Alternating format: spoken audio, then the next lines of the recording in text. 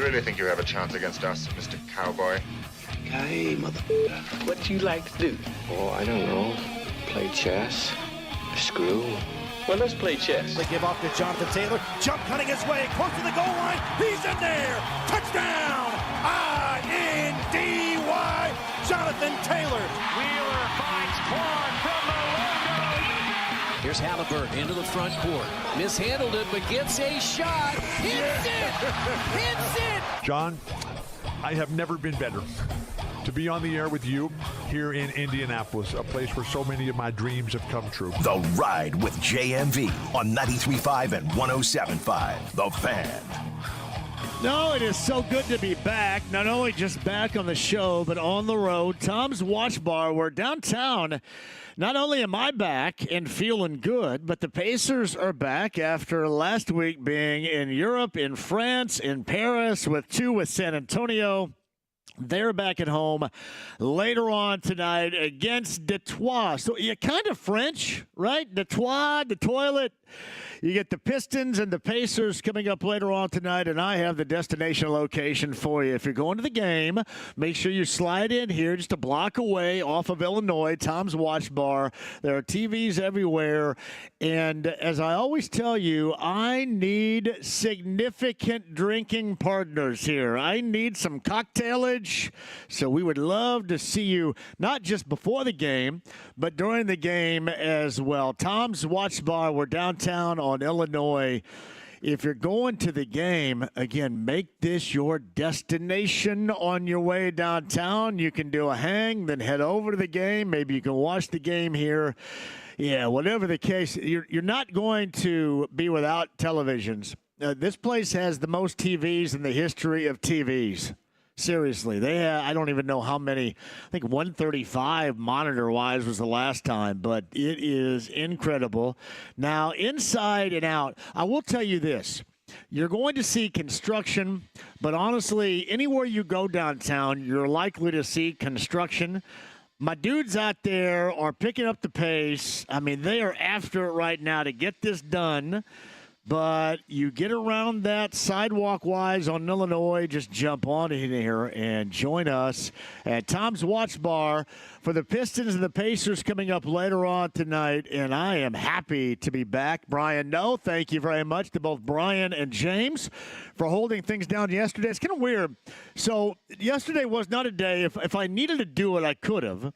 But I thought I got a couple of road shows today at Tom's Watch Bar, Friday at Workingman's Friend with Heaven Hill Distillery. That's a tavern tour stop. And I thought I need to be in condition.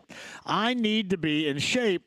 So I thought yesterday was a good day to make sure that I squash any of these sickness opportunities that were trying to prevail over me, which I did. And fortunate enough for me, Brian Noe was available, so he did the show, and James did the show. Everything was fantastic, and we are back today to talk a lot of sports. And believe me, I have a ton to talk about. I know I missed yesterday.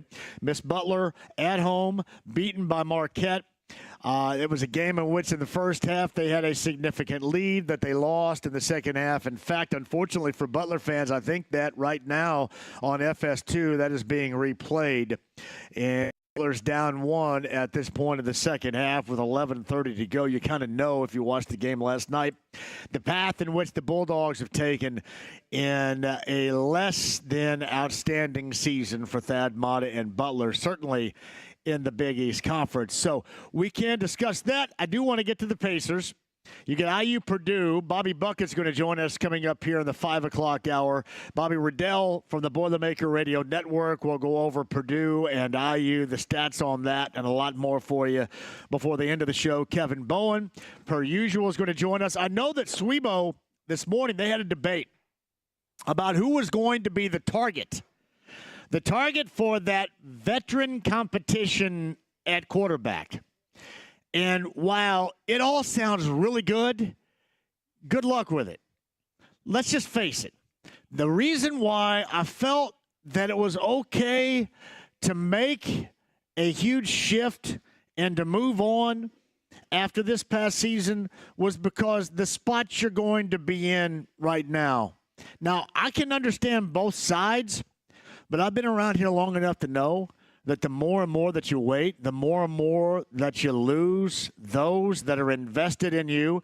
And believe me, you guys have been waiting for too damn long right now.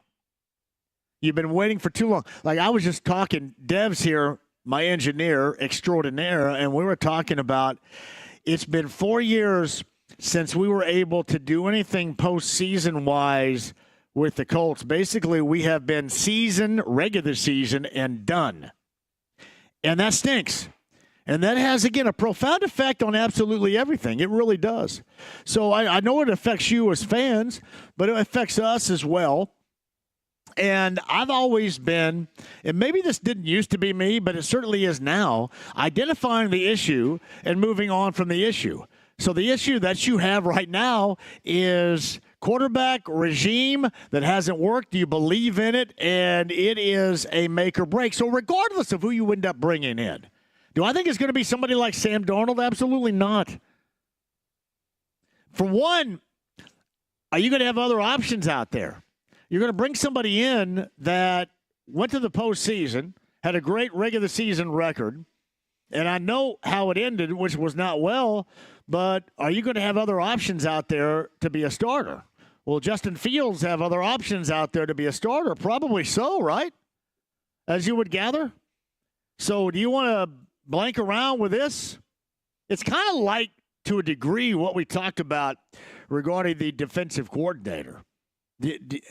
Who wants it? I know who you might target, and I know who you want, but does it make sense for that person? And I'm sure that Lou Anarumo is fine. You know, took the job, and I'm sure that they targeted him. That's all great. I mean, those are things that we'll never know. But I think it's fair to suggest that you may not have your pick from absolutely everybody, considering the circumstances of this squad. You know, when people say you ride or die, which I think became very ordinary online saying, hell, I don't know, maybe 5-6 years ago, hey, this is my ride or die person. Kendall's laughing because I'm so damn old. But, it's my ride or die. This is basically what you're doing. You're riding or dying or moving on in this case. Dying may be too literal here. But you're riding or dying with this situation and this quarterback.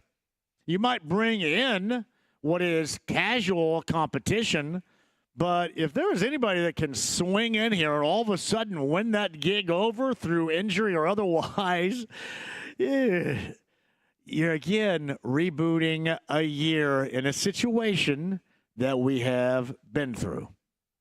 So that was my point. When others thought that I was too hardcore, being unfair with Richardson, being unfair with Steichen, being unfair with the Colts in general, I wasn't trying to be unfair. I was trying to just tell you exactly where you are and what makes you believe it's going to be better. So many of you out there have your fingers crossed and you hope that things finally turn out for the better. So I heard a little bit of the discussion this morning regarding quarterbacks, and hell, I don't know if anybody makes sense to me. I think it's going to be the same thing like you saw with a Flacco, the same thing like you saw with a Minshew. I mean, those guys were either with injury or competition-wise, they were deemed at those moments better than the young quarterback himself. So do you have to pay all that for Sam Darnold, somebody that probably would find other suitors someplace else? I can imagine he's back in Minnesota. But to me, it's just more about the situation right now, if you're the Colts, in which you're soaking in. And really not much debate. And then when you look at the list of those opportunities that are out there for you, it's not like it's anything. If it were anything, they would be making that move. Seriously, if it were anything worthwhile, anything that really grabbed you, they would be making that move. And they are not making that move right now. I don't think there's any question about that. So, yeah, in terms of what you're looking at and what you think you're going to get, it may not even be somebody like a Justin Fields. I mean, hell, you look at Pittsburgh right now. They're in flux. Maybe Pete Carroll and the Raiders end up getting Russell Wilson and bringing him back. none of this really trips the light fantastic for you, and it shouldn't, because it all comes down to those three top-of-the-line GM, head coach, quarterback features for this team. And if that quarterback doesn't work, then you're back to square one with the situation right here. So the reason why I bring that up is I heard Paul George, and I think this was via podcast, whatever, and it's not the first time he's ever said this. Paul George thinks it sucks that the Pacers have never honored him with a video for his time here and what he accomplished while he was here. And I'm not going to underscore what he did, because when the Pacers go to Eastern Conference championships, especially during that era when LeBron James in his prime was in Miami, I think that's a big deal. So I'm not going to downplay that whatsoever. But what I will tell you is there is a comparison to be made.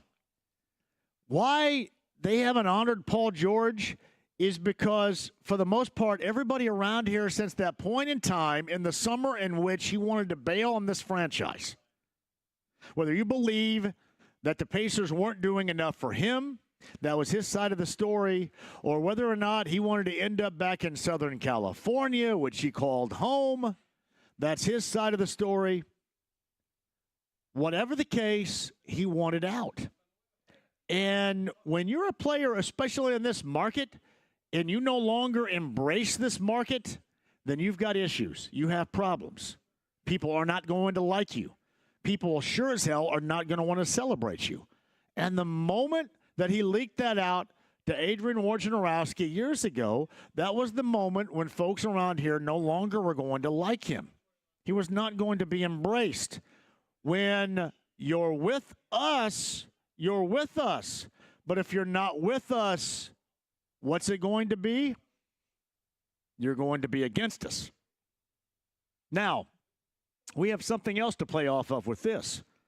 Even though it is described as being more noble, a lot of people want to put a certain level of nobility into Andrew Luck and what he did, deciding he's choosing life, right? I know that's very Wham-esque right there, very film-esque. I'm choosing life. He's choosing, after football life over football life.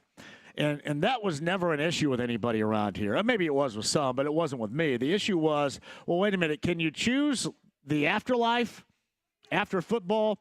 Can you do that maybe in March and not decide 2 weeks before the start of a season that you're going to screw the franchise? Which is exactly what he did, because that's where we sit right now. And everybody kind of looked at that as a certain level of nobility. And it wasn't. It wasn't. It is his choice. He decided to choose, wanting to be in one piece, or his faculties, or not wanting to blank with it any longer. He decided to choose it at that moment. But anybody out there would tell you, including somebody like Peyton Manning, which he did privately, that those are decisions when you're that significant in a franchise in football. When you're that significant of a piece, those are decisions that quarterbacks have to make for their franchise. They make that in March. You don't make that at the end of August. So while many view that as noble, there was no nobility in that. All it did was blank everybody up around here. And how long has this franchise and its fan base felt those effects? Am I mad at him? No longer. Am I mad at Paul George? No longer. There was a point in time where I couldn't stand Paul George anymore, but that time now has come and gone because of a clock, because we have moved on. In this case with the Pacers, because they're now a better franchise. They're positioned better. They went to the Eastern Conference Finals a year ago. I'm not suggesting the work is done by any stretch of the imagination, but there's no longer a reason to feel like the dominoes of a downfall that started with Paul George, somebody that you embraced as a fan of your favorite NBA franchise around here, no longer wanted you. That's now come and gone. And you feel like you're better for it right now. We've all gotten older. You went through the Oladipo era. You had one good season with Oladipo, and then we all know where that went. But I think everybody out there feels much better about this Pacer situation now than basically they have since this Pacer team went to Eastern Conference Finals against the Heat going back during the Paul George era. So honestly, I think the Pacers are playing this right. A lot of people say, well, you're going to bow your knee to Paul George. No, you're not. You do is you wait until his ass is not roundly booed. Just like the Colts should wait. One of these days, Andrew Luck's going to be honored. But it sure as hell better not be before a day when this team is different and winning and you have forgotten about the effects that the retirement had. You play it smart that way. You should not do it before then. You should only do it after. And believe me, there's still going to be people bent out of shape. But if you would have done this, like if Paul George would have gotten what he wanted, hey, a celebratory video really quick, that would have lasted 5 seconds. His ass would have been booed off down there. It would have. But now, people like me, the old curmudgeons, the old guard, we've gotten older. And now you see a franchise that is much better and in a really strong position. And then you also have a younger generation that don't remember and will be more willing not to really care about that. The same can be said regarding Andrew Luck. You have a younger generation now that at some point look at what he accomplished here as a quarterback, at that more than they will the position in which he placed them in when he did what he did. That's still viewed as noble. But much like Paul George, there was no nobility in that either. That's a decision that he can make, and it's very fair for him to make. But in the process of making that decision, you cannot absolutely screw the franchise that's given you so much and the fan base that has embraced you so much. So until the Colts, and believe me, they're not anywhere near that right now, until they cross that bridge where everybody either forgets or you win to a level where it's understandable and nobody no longer cares, then that's going to be the time and the place. But until we see that, it's not the time and the place, much like it hasn't been regarding Paul George. At this point, I simply don't care. And I've said this before about the Pacers. I probably enjoy this team, this Pacer team. It is very comparable to me to how much I enjoyed the Colts era with Manning and Edgerrin and Marvin and Reggie and Robert Mathis and Freeney and Tony Dungy and even Bill Polian, who was a complete hard ass but was necessary. Seriously, for me, being as close to it as we are,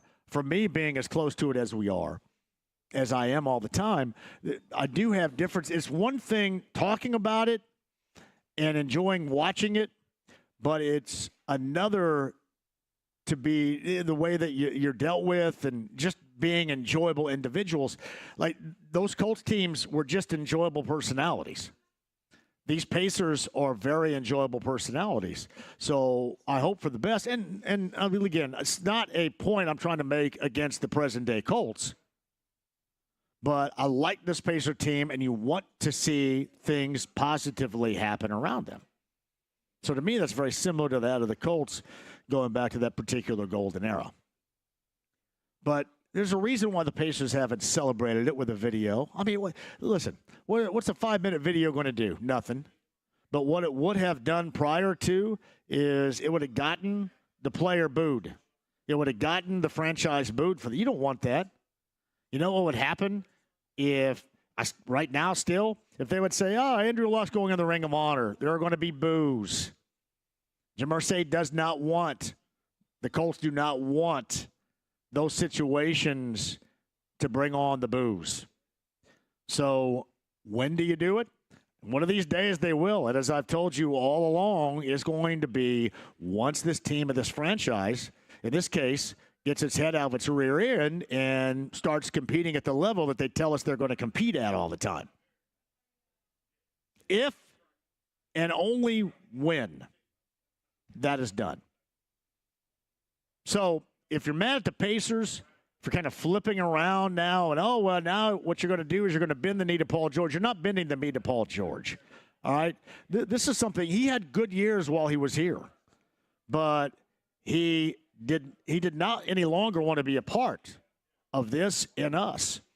And that has a profound effect until you forget about it, until you move on. And I think most people around here have, for the most part, forgotten about it and moved on and probably feel much better for it, especially considering if you want to look at the body of work for Paul George, has he been good? Yes.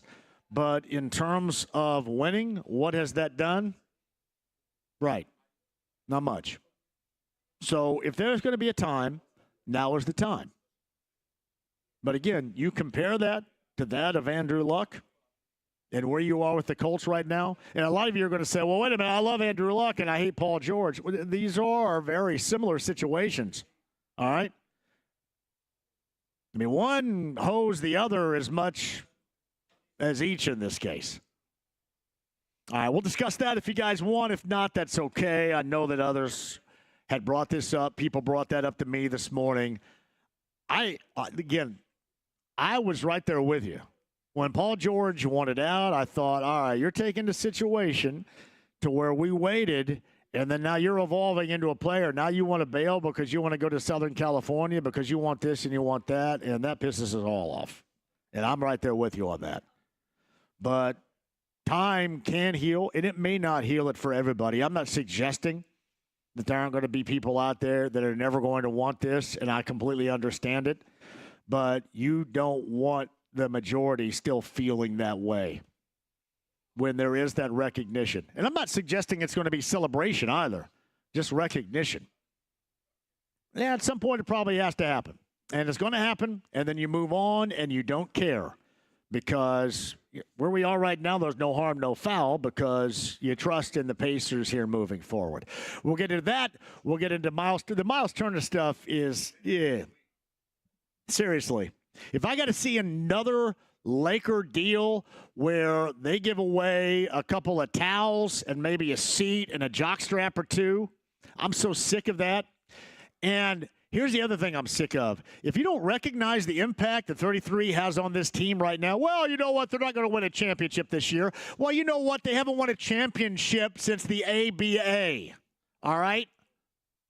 Working toward being a challenger for that is what you're in the process of doing right now. And then how hard is it to understand the value that he brings? Well, you know what? He doesn't average 9, 10. How's he not average 10 boards a game? And he doesn't have a post-up game. My God. What do you guys watch? I watch everything like old school from the 90s and stuff. You guys just like watch basketball from the 90s? That's not how it's played. Everybody else keeps guys they want to keep in the NBA because they find a way. I have trust in Chad Buchanan, and then he knows he's going to hear it from me if he doesn't.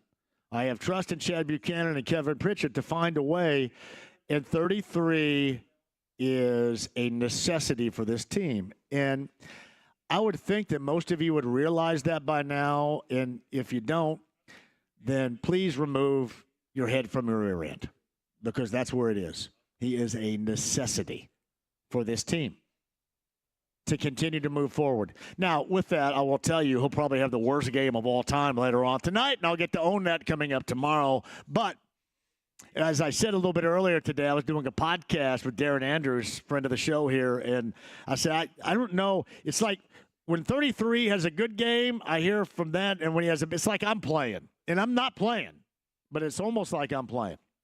We'll discuss that. He's got a birthday today. Voice of the Pacers, Chris Taderi, is going to join us coming up at the bottom of the hour. Kevin Bowen, 4 o'clock hour. Bobby Buckets, Purdue, Boilermaker Radio Network. Bobby Riddell joins us in the 5 o'clock hour. IU Purdue round number 1 coming up on Friday night. That's in West Lafayette at Mackey Arena. Tom's Watch Bar downtown. Believe me, don't be scared away at all by the fencing and the construction. Come on in. TVs. You get great happy hour specials down here as well. Let's celebrate a little bit before the Pistons and the Pacers coming up later on tonight. The Pacers are back from France, and they get Detroit tonight at the Fieldhouse. And, of course, we have that for you right here on The Fan. The stream, the app, HD Radio, the AAA Membership Lounge via YouTube Live. Jump in there, become a AAA member today, and have some fun with it, too. See me right here, 93.5 and 107.5 The Fan.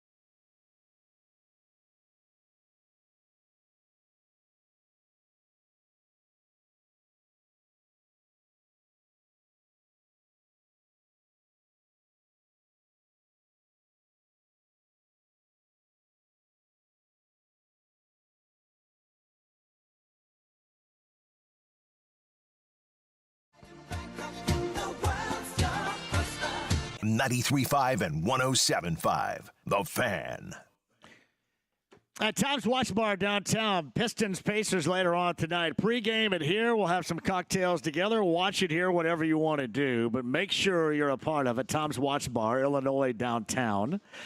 Thank you all for joining us. Workingman's Friend on a tavern tour stop coming up on Friday. I did want to remind you, Workingman's Friend over off of Belmont on the west side. You guys know of that legendary establishment. But remember, that legendary establishment requires cash-only transactions. Cash only.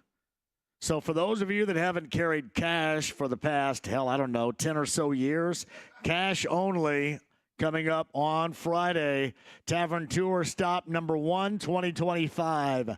Workingman's Friend off of Belmont on the west side. We'll look for you there. So, James, somebody just told me that I look like a Baldwin brother on this video. Do I look like one of the Baldwins? Jeff, do I look like a Baldwin? Which one?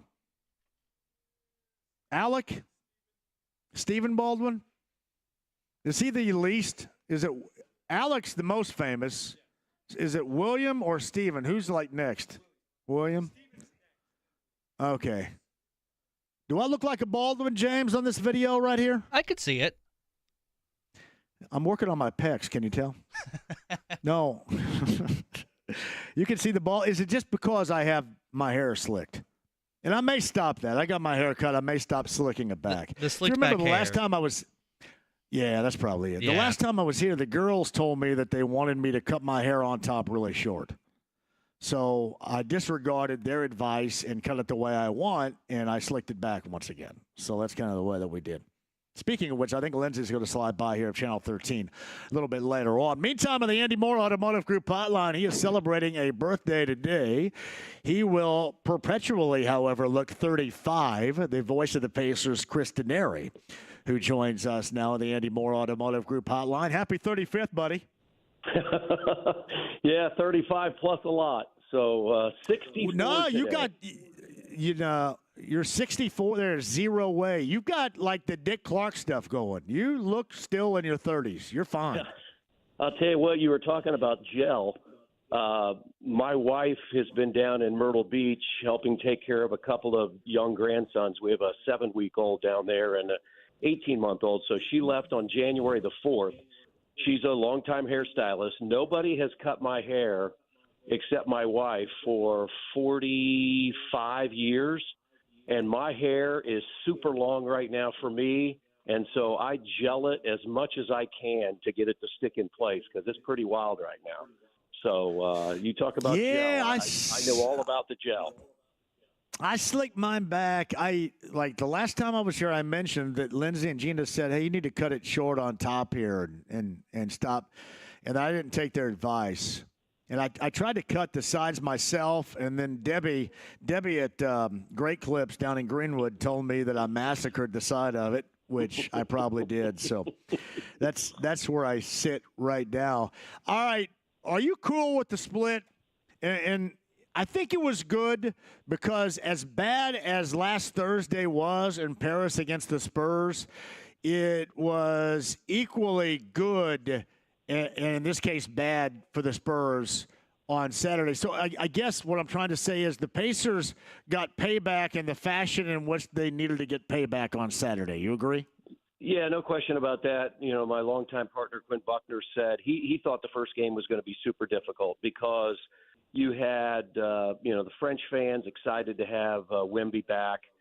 His teammates were motivated. In fact, Mitch Johnson said after the game, the interim coach filling in for Greg Popovich, he goes, this is a game I didn't have to say anything.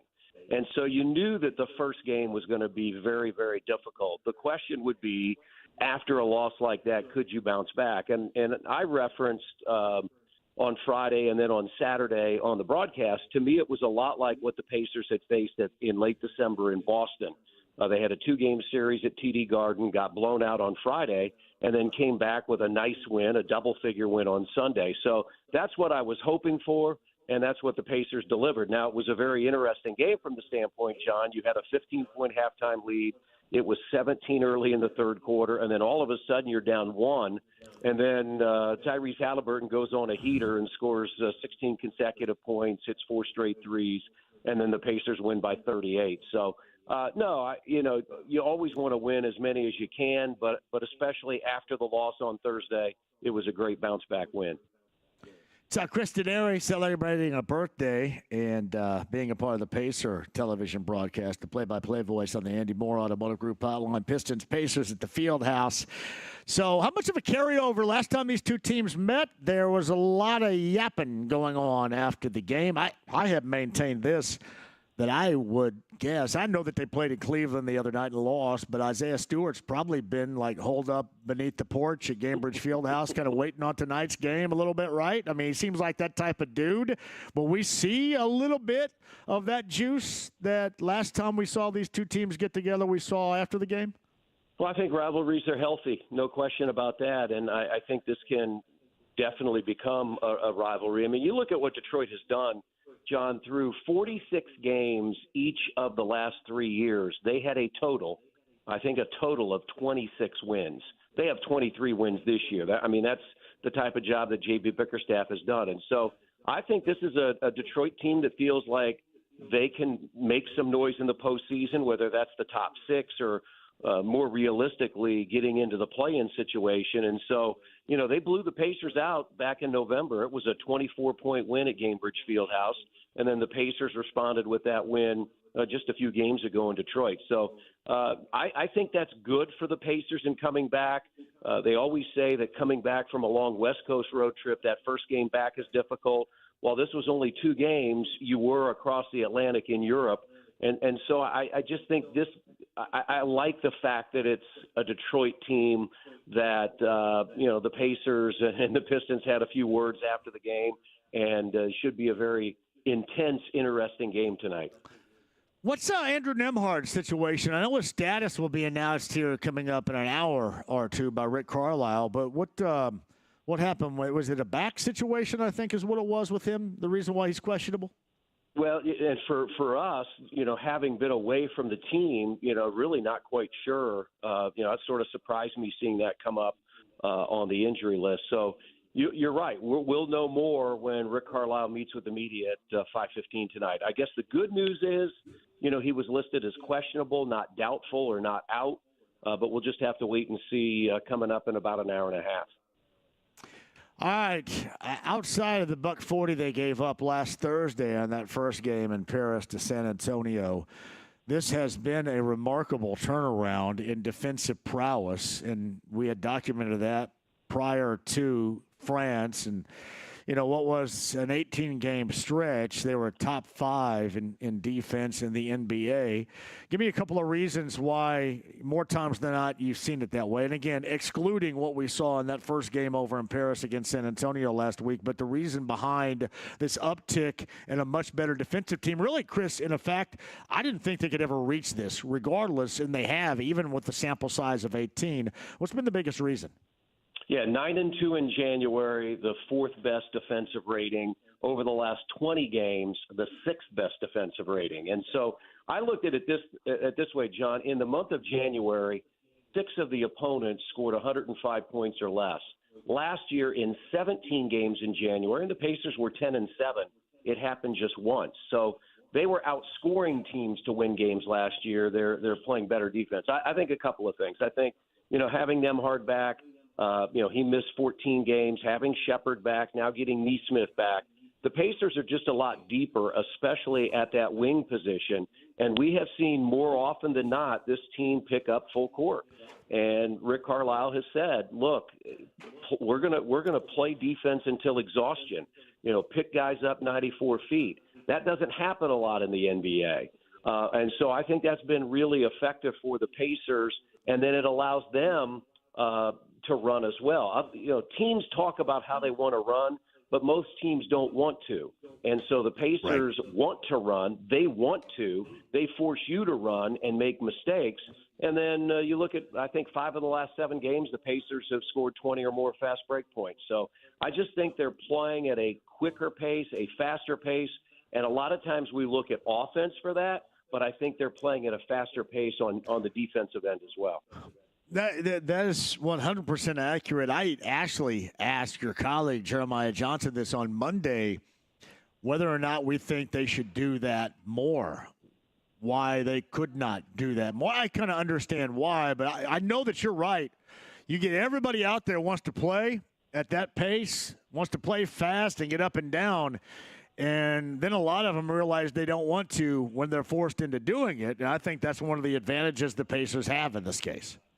Yeah, and I do think you're seeing more and more teams play that way. I mean, they look at the success that the Pacers had last year offensively, and some of those teams maybe felt like they were a better defensive team than the Pacers. Could they up the ante on the offensive end and play quicker? And I think you've seen that. You've seen more three-point shots. You've seen more fast break opportunities, trying not to have to play against a team in the half court from a defensive end. So I think what the Pacers experienced last year and the way that Rick Carlisle's team played last year, it becomes a copycat league. I mean, think years ago, even though teams didn't have Steph Curry or Klay Thompson, teams wanted to play like Golden State. And I think teams looked at the success that the Pacers had last year getting to the Final Four of the NBA and said, hey, we've got a young group. Maybe we can do that as well. So, but teams can say that, but can you play like that on a nightly basis? And through the month of January, we've seen the Pacers play at a pretty brisk pace. Yeah, no doubt about that. Kristen Aries celebrating a birthday broadcast tonight. Pistons and the Pacers. What makes Cade Cunningham so unique? And I guess we'll start from this case. What makes him so unique to try to D up? I just think he has a linebacker's body, right? Remember what Lance Stevenson looked like at about 6'4", 6'5", and just how big he is? Cade Cunningham, I think, would make Lance look small. And Cunningham at 6'6", maybe 6'7", he plays at his own speed. I mean, that's the thing that I like about some of the point guards in this league. They play at the speed that is effective for them. Luka Doncic, Tyrese Halliburton plays at a speed that is comfortable for him. And I think Cunningham has improved his perimeter shooting. When he came to the league, he wasn't a great perimeter shooter, but he's been much better there. And he's just got such a big body that he is tough to defend. Now, he'll be hungry because if you remember a few weeks ago, Andrew Nembhard really locked him up. He was 7 of 21 from the field, 1 of 7 from three, still scored 20 points. But I thought the Pacers did a really good job on making life difficult for Cade Cunningham. And if you can do that, then that affects the rest of the team. But this is a team that's got a lot of good veterans. Again, you and I talked early in the season. I thought they would be much better because of the additions of Tobias Harris and Malik Beasley and Tim Hardaway Jr., and that's why they're 23-23 right now. I'm curious in closing here, Chris. All right, you go to France last week, you come back for 2 home games, and then you go out west. Who the hell's doing the scheduling for the NBA for the Pacers here? Because that's some BS. I'm sorry, that is some BS scheduling right there. I think we would have questioned the scheduling at the beginning of the year from the standpoint that the Pacers have played the most games away from home this year. They've played 24 games, true away games, plus the 2 neutral games, as I call them. I mean, they're not home or road, even though they're assigned home and road on the schedule. They're 2 neutral games. So the Pacers, of their 45 games, have played 26 of the first games away from Gainbridge Fieldhouse. So, I mean, it's though Donnie Walsh and Larry Bird told me a long, long time ago, there's 82 games and there's 41 at home and 41 on the road, and you just have to deal with it. And that's what the Pacers are having to do right now. Well, you asked the Bucks that last night because they ran out of gas in Portland late in that game. There's no doubt as they were playing back-to-back. I guess I can look at it as the NBA could have really put the screws to them if it would have been Denver, Utah, Clippers, Lakers, right? I mean, I kind of understand that a little bit, but I just think, man, you're 2 games back, and then you're back going for a long West Coast trip. Yeah, I don't know what logic the NBA is putting with that schedule-wise, but well, and the other thing is, John, Portland's playing a lot better right now. I mean, they're a team trying to figure things out. They've got a combination of young players and old players, and you wonder what they're going to look like a week from tomorrow with the trade deadline. Jeremy Grant could be gone, those types of things. But they're playing some pretty good basketball right now. So that'll be a tough back-to-back. I know Utah and Portland don't have strong records, but, again, you're going on the road in the NBA, and that can be difficult. Yeah, you do make a good point about Portland next Tuesday to see who they may have playing on that roster, considering what they may be trying to give away. Hey, happy birthday to you. Have a great broadcast later on tonight, and we shall check in again soon. Great job last night. I saw you do a little video with Nick and the gang over at Butler, so well done out of that. That was a lot of fun. It would stirred a lot of memories. I don't get back to Hinkle as often as I would like just because of my schedule, but it was fun to be there. Man, they played so well in the first half, and then Marquette showed why they're one of the top teams in the country with how they responded in the second half. All right, tonight, 7 o'clock, 6:30 coverage begins right here on TV. They got you covered. The Pacer TV, the play-by-play voice, Chris Denari. Wish him a happy birthday at the Fieldhouse later on tonight if you see him. Chris, I appreciate that. Have a great call. All right, thanks, John. Quick break. Back with you. Kevin Bowen, top of the hour, and Bobby Riddell, Boilermaker Radio Network, coming up in the 5 o'clock hour. Tom's Watch Bar. We're downtown. We'll crack this bad boy open here in the 4 o'clock hour for you, too. Cocktails and more in preparation for the Pistons and the Pacers at the Fieldhouse later on this evening. Do not go anywhere. It's 93.5, 107.5 The Fan.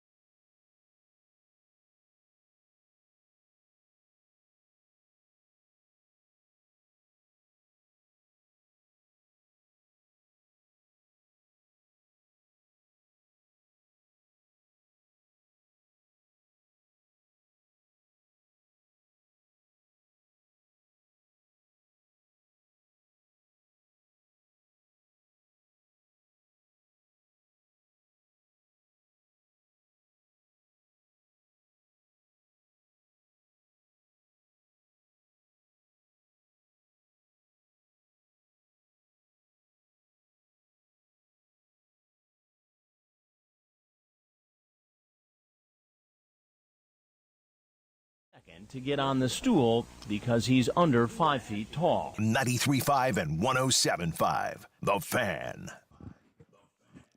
Tom's Watch Bar, everybody. We're downtown. I've got Simple Minds, Soft Cell, and Modern English tickets for you. That's going to be a great show in June at Ruoff Music Center. Got a couple of chances for you to win over the course of the afternoon. I'm telling you, Jim Kerr and Simple Minds rarely, like Mark Ullman and Soft Cell, rarely make it to the United States. So if you're a big fan like I am of the catalog, specifically a little 80s new wave, you will not want to miss that, and you want to make sure that you're going to be in the running to win those tickets. We'll give away a couple of pair over the course of the afternoon. Tom's Watch Bar, we're downtown. Pacers Pistons coming up later on tonight. We would love to see you on your way to the game for a cocktail or two. Great happy hour specials. And you can join their fan club and get a free queso and chips while you're here as well. So do that at Tom's Watch Bar. We're downtown on Illinois. Paul George had this to say, quote, "I've never gotten a tribute video since I've been going back to Indiana, and that was 8 years ago. It sucks. The reason why you would never get a tribute video is because you would be booed during that tribute video, and they don't want booing going on during their tribute videos. You have to still understand there have been, it's faded, and now is probably the time to do it, to be honest with you, because the Pacers are good. Paul George is in Philly. They're an absolute disaster. So there is nothing, like, you have everything over, and you're better situation and position than Paul George right now. So for the fan base around here, that can be easily forgotten. But prior to, it's not. Prior to winning again, other than 1 year post-Paul George era when you felt good about that whole Oladipo start, now is the time to do it if you're going to do it. Because people have forgotten, people have moved on, and some of which that are new fans probably don't even recollect it in the first place. Very similar reasons as to that of Andrew Luck in the Ring of Honor. No way, shape, or form do I think that's ever going to happen. It will happen one of these days. It will. But it better not happen, and it shouldn't happen until they win at a high clip to where a lot of people, and not everybody, because some people are always going to remember it, and some people are always going to be salty about it. But you're still soaking in the situation there that was created. And again, these franchises, these organizations don't want booing in these situations. It's all that it comes down to. Plus, what is there to celebrate right now? What the hell are you celebrating? Quick break. We'll come back with that. Kevin Bowen, top of the hour. Bobby Riddell, Boilermaker Radio Network, IU Purdue, part number 1 coming up on Friday night. We explain, and your chance to win some tickets, too. Tom's Watch Bar, downtown. Pistons-Pacers game. Little viewing action for you pre and during here at Tom's Watch Bar on Illinois with 93.5 and 107.5 The Fan.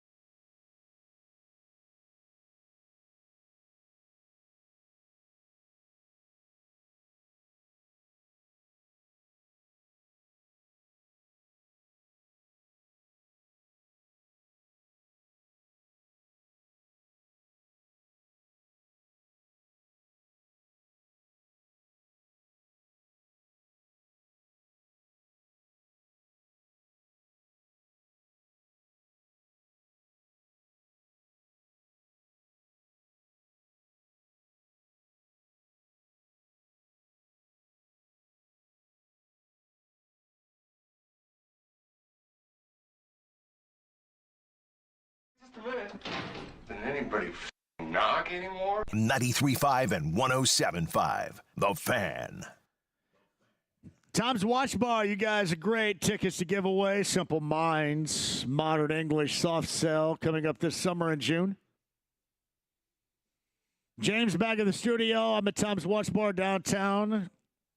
Cracking open the place for you here and getting set for the Pistons and the Pacers later on tonight. 6:30 coverage begins here on The Fan this evening. Full recap coming up for you tomorrow.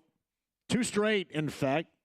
Pistons and Hawks here at Indy, and then a 4-game stretch out west. The NBA put them on the schedule with Utah, Portland, and a couple of back-to-backs in L.A. against the Clippers and the Lakers.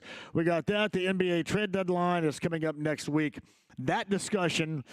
Paul George wants to be honored here. Back into that little Colts conversation. NFL, a little off week before the Super Bowl with the Chiefs and the Eagles. That too, but I would love to see you for cocktails and then some at Tom's Watch Bar here downtown. Bobby Riddell, Boilermaker Radio Network for IU and Purdue coming up on Friday night at Mack Arena in West Lafayette. And Bobby Buckets in the 5 o'clock hour. Hey, by the way, I've been in contact with Carson Steele. I think Carson Steele either tomorrow or on Friday. Carson Steele, formerly of Center Grove and Ball State and UCLA, but a part of the Super Bowl roster with the Kansas City Chiefs coming up later on this week. Meantime, on the Andy Moore Automotive Group hotline, the morning wake-up call with KB and Andy.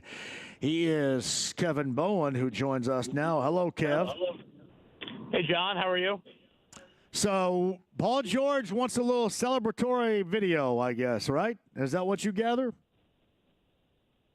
I saw the headline, and I'm so exhausted by the Paul George Pacers chatter that I refuse to click on it. So what's he bitching and moaning about? He wants a tribute video? He wants a celebratory video because they've never recognized him. Now, granted, the reason why they haven't is because he wanted out and no longer wanted to be here, and they don't want to bring back somebody to celebrate that gets booed by everybody. So that's why they haven't.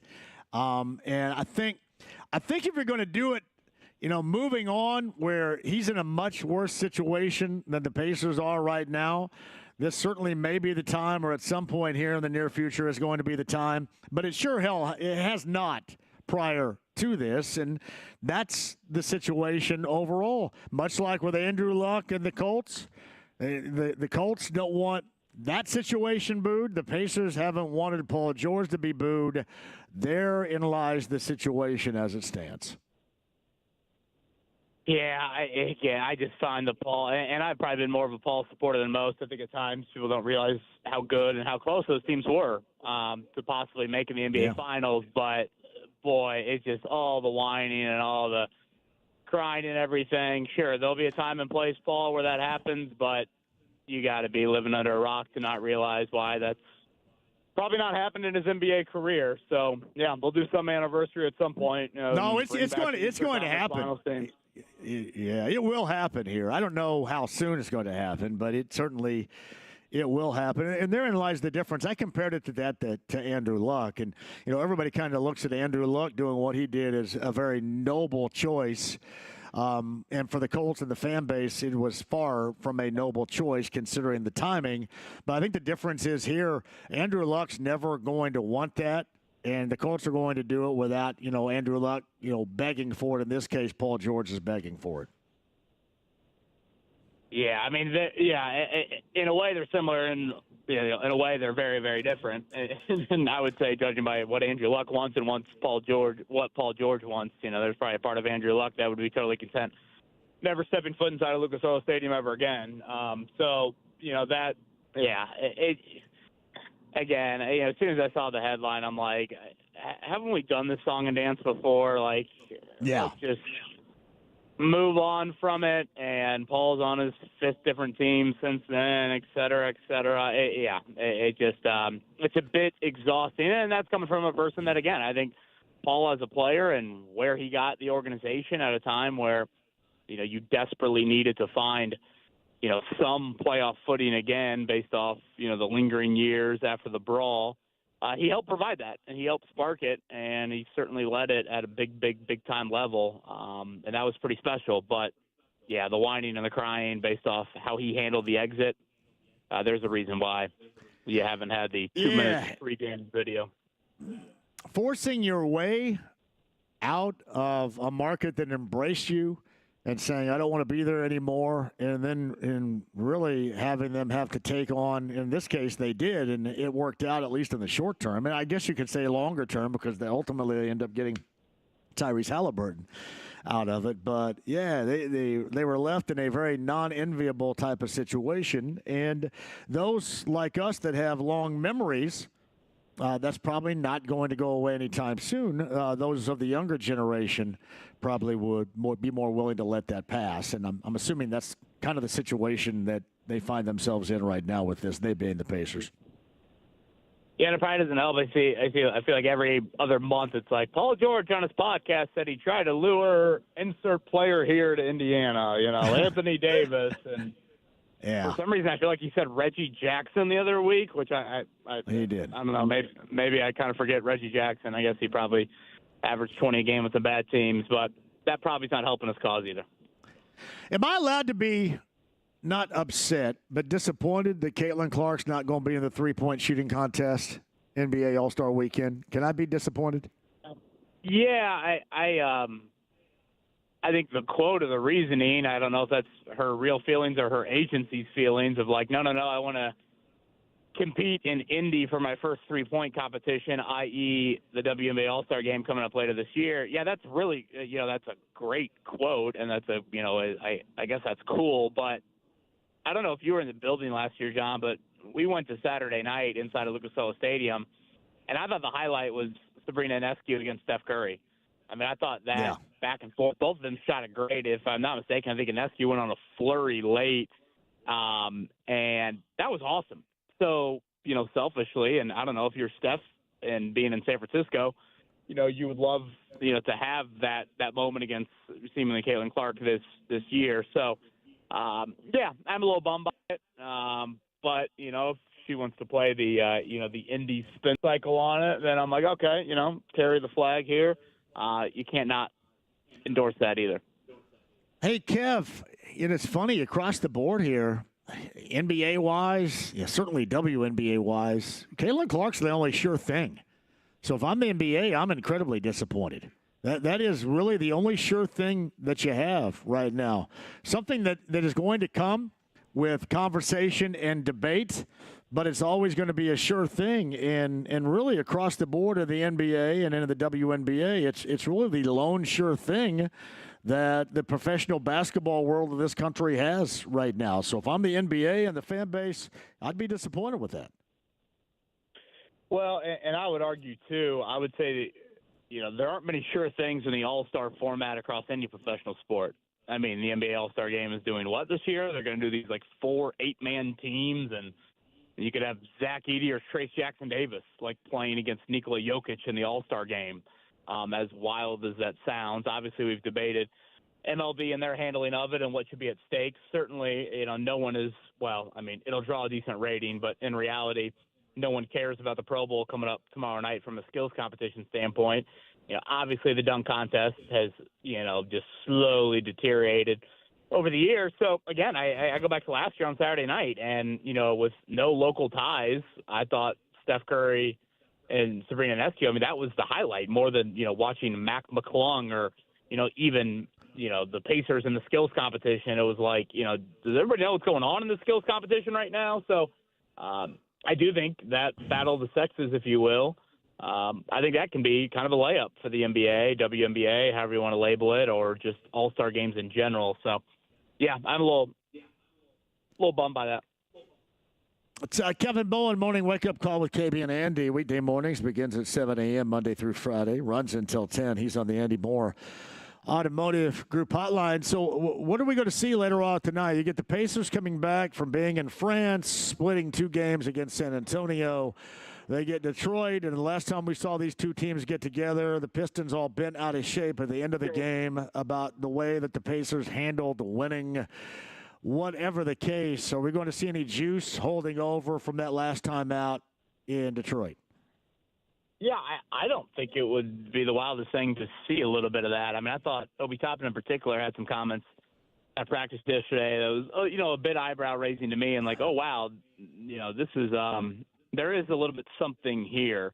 Obviously, the end of the game it was just kind of awkward up there in Detroit. It felt like when JJ was interviewing Miles Turner, he's looking over his shoulder for Isaiah Stewart every other second there, and obviously Stewart has been a huge instigator in his NBA career so far. And if you want to say, who could be, a little bit whatever pissed off, it's first game back, you're a little ornery on that with the body clock. Pistons wise, it's the last game of a long road trip. Again, standings, and these two teams are right there. I don't think JV Bickerstaff, I don't think he took the ultimate high road after the game in Detroit either. I thought he kind of called out the Pacers a bit. So, yeah, I feel like in years past, or maybe it was more just like last year, it was kind of the Benedict Mather and Jaden Ivey rising stars, game. Is there anything lingering from that? Obviously, unfortunately, for, Ivey's sake and, everyone in basketball is having such a great year, the fibula injury, you won't see that. But it would not surprise me if you got into a little bit of, a shove here or there. So I think that's part of the appeal to seeing how these two teams play tonight. I find it weird that there have been two cases in the past 2 years now with the Bucks felt the same way, and now the Pistons feel the way. When the Pacers win, that they talk when they win, and I've never really understood it because what type of numbnuts talks when you lose? I mean, that's normally like a loser, right? When you talk when you lose. So who talks when they lose? And why have these two teams been so outspoken and irritated about a team that wins and is probably talking junk? I think that happens across the board everywhere in every sport, doesn't it? Yeah, it's been a bit confusing. I honestly, I've enjoyed it a bit just because I think it's important over the course of an 82-game season not to get like in these lulls, and it's like, wait, do you really care about the opponent? Like, okay, I mean, not to act like the Central Division is some, vaunted night in and night out, but you probably get it more in the NFL just because of the scarcity of the games. But, like those AFC North matchups, those kind of get a little bit more eyeballs on them. And I found myself, like, really looking forward to tonight. And, sure, I think some of it is, it's the Paris trip and it's been a long, break. But certainly the Bucks games, last year I felt that. Even early this year felt that as well. And, again, when you have a little antics from a ball gate, back last year in Milwaukee or whatever happened at the end of the game in Detroit last month or whenever that was, that probably adds to it. But fine by me. I mean, I would say from 2015 to 2022, when I saw the Pistons on the schedule on a January Wednesday night, I don't think it did a whole lot for me. So credit to, first off, both teams for playing at the level that they are. The Pacers, back on track. Pistons, I think, surprising some people. But you throw a little bit more on the fire, I'm all for it. Where's your opinion on Miles Turner trade deadline stuff? Yeah, probably a no. I mean, I do think Probably. Yeah. That suggests to me that you're thinking about the contrary. Am I going to have to fight you too? Who am I going to have to fight with this? Well, I would say, Andy and I talked about it earlier today. Andy, I think, is definitely in the full I don't want to speak for him, but I almost think he would be open to moving him. I'm probably more in the you listen to anybody. You always listen.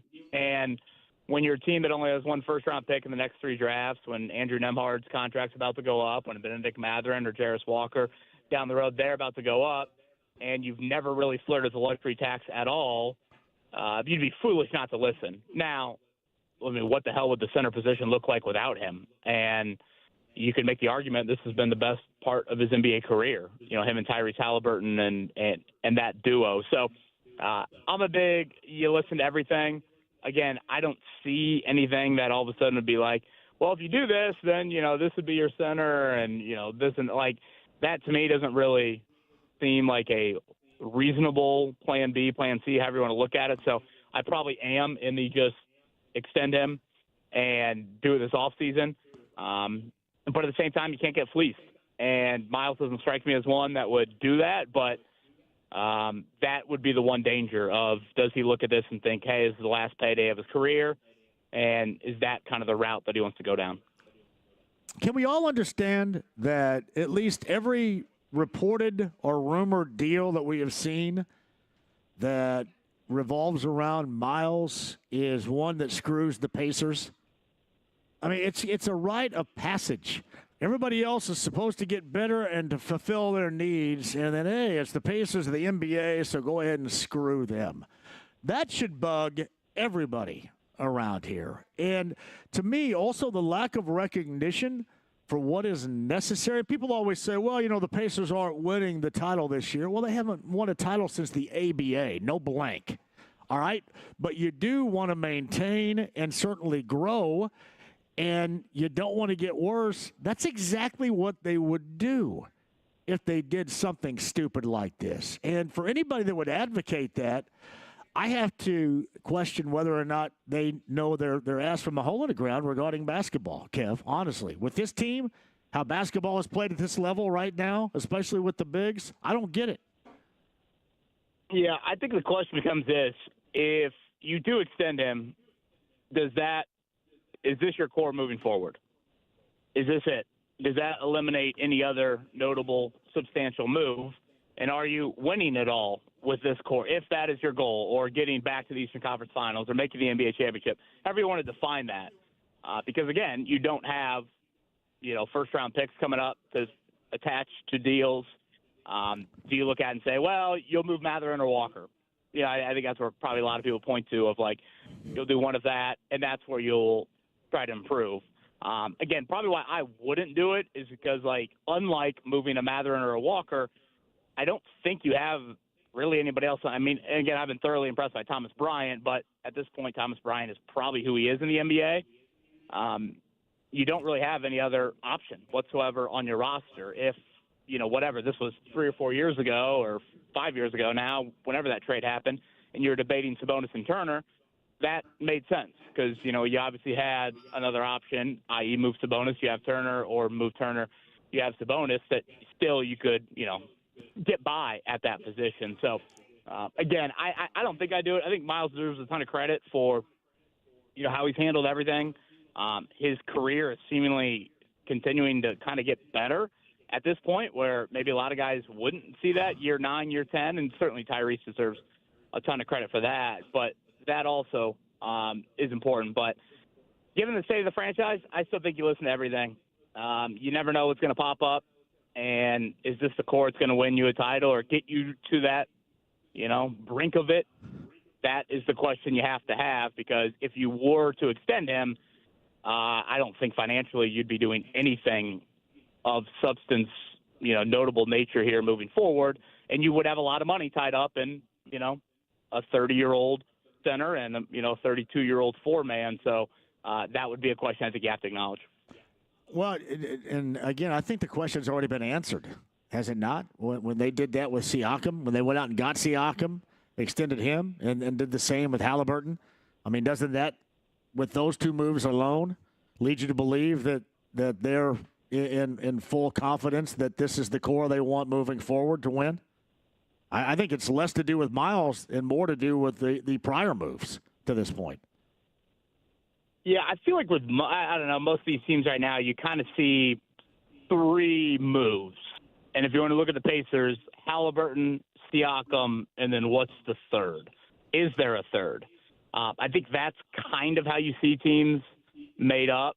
And so that would be the question of, is the third simply, hey, you just have internal growth with Nembhard, and you drafted Mather, and you drafted Walker, and, Miles obviously has been a mainstay. Is that the third? Or is it one more piece? Is it, man, we need that 6'9" dude that can really guard, 6'8" guy that can really guard if we want to make it through conference? Is that still the missing piece? Is that Jarris Walker? Is it, again, right now I would say it's probably way too premature to act like that could be Walker. Hell, he's not even in the rotation right now.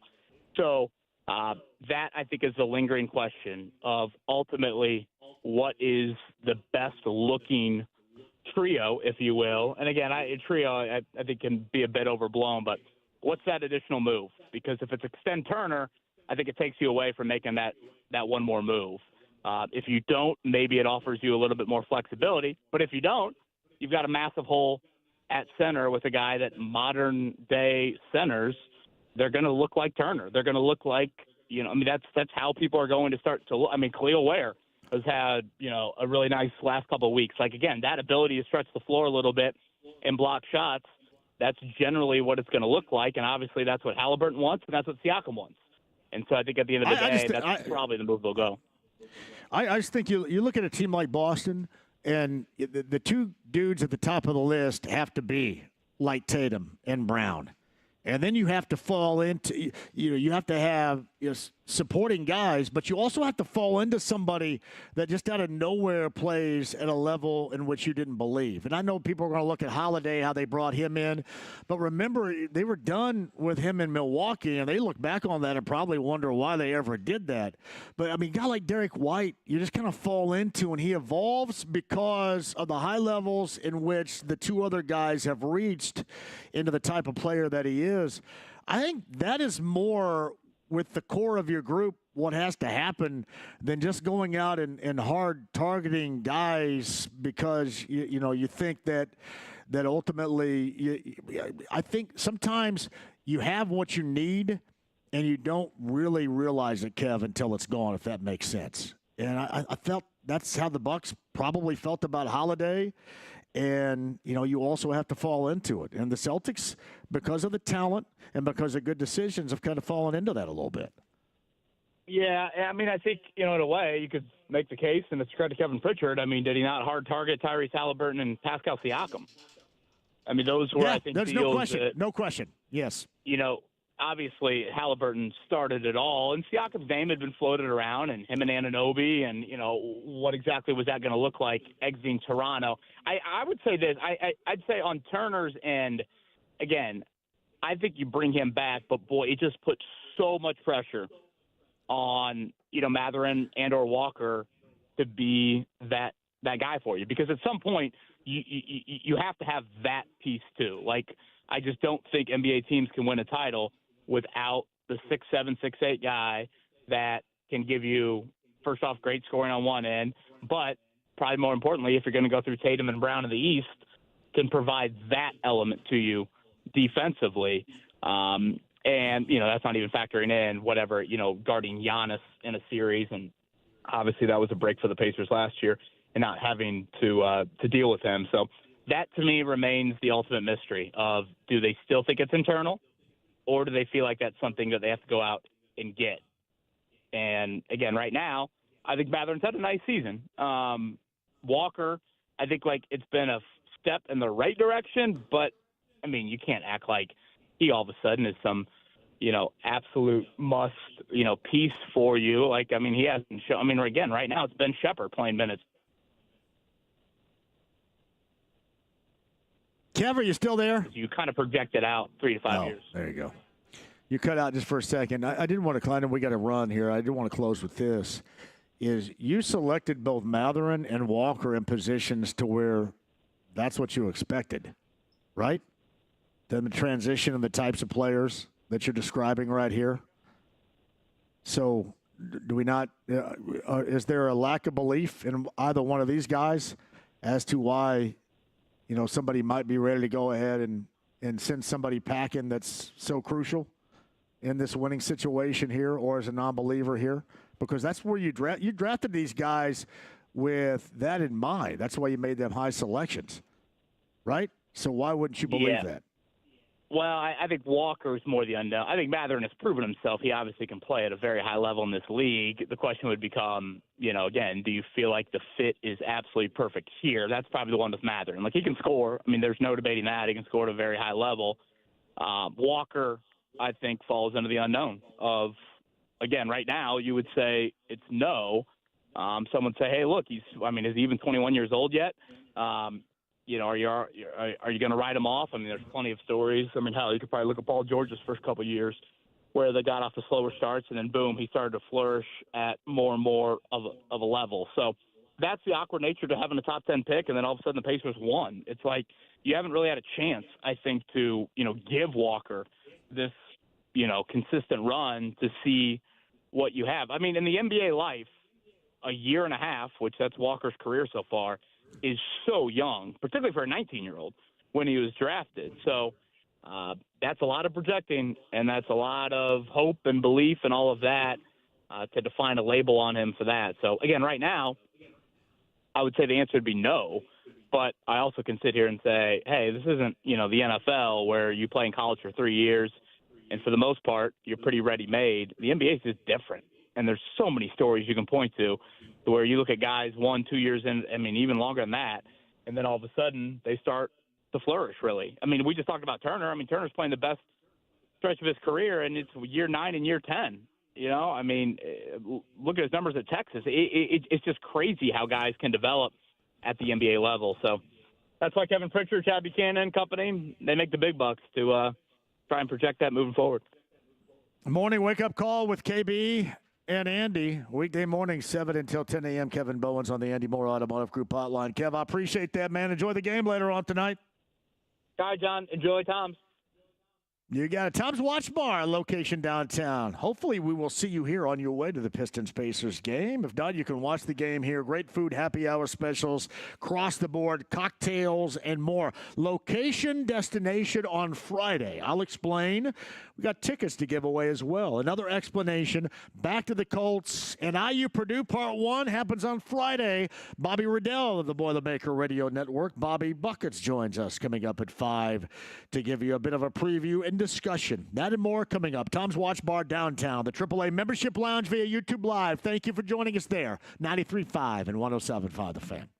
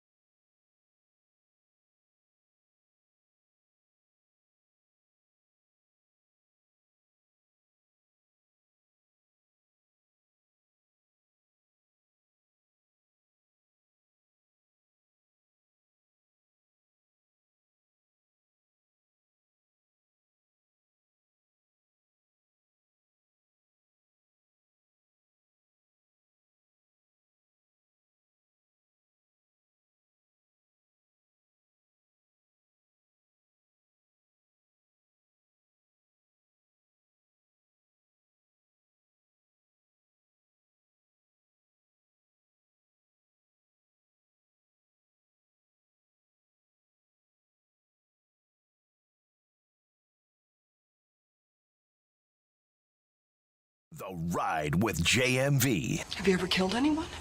Yeah, but they were all bad. 93.5 and 107.5. The Fan. Simple Minds, soft sell, modern English. Number 9 at 239-1070. June Ruoff Music Center. Thanks to our friends at Live Nation. Number 9 wins tickets. This is Alive and Kicking. Simple Minds has a tremendous catalog, by the way. Jim Kerr is one outstanding musician, and you guys will love this. Normally you get Simple Minds and soft sell, especially only in Europe, but they'll be over here in the summertime. You can be a part of it. Number 9 at 239-1070 is going to go, and you can join me because I am sure as hell going to get there.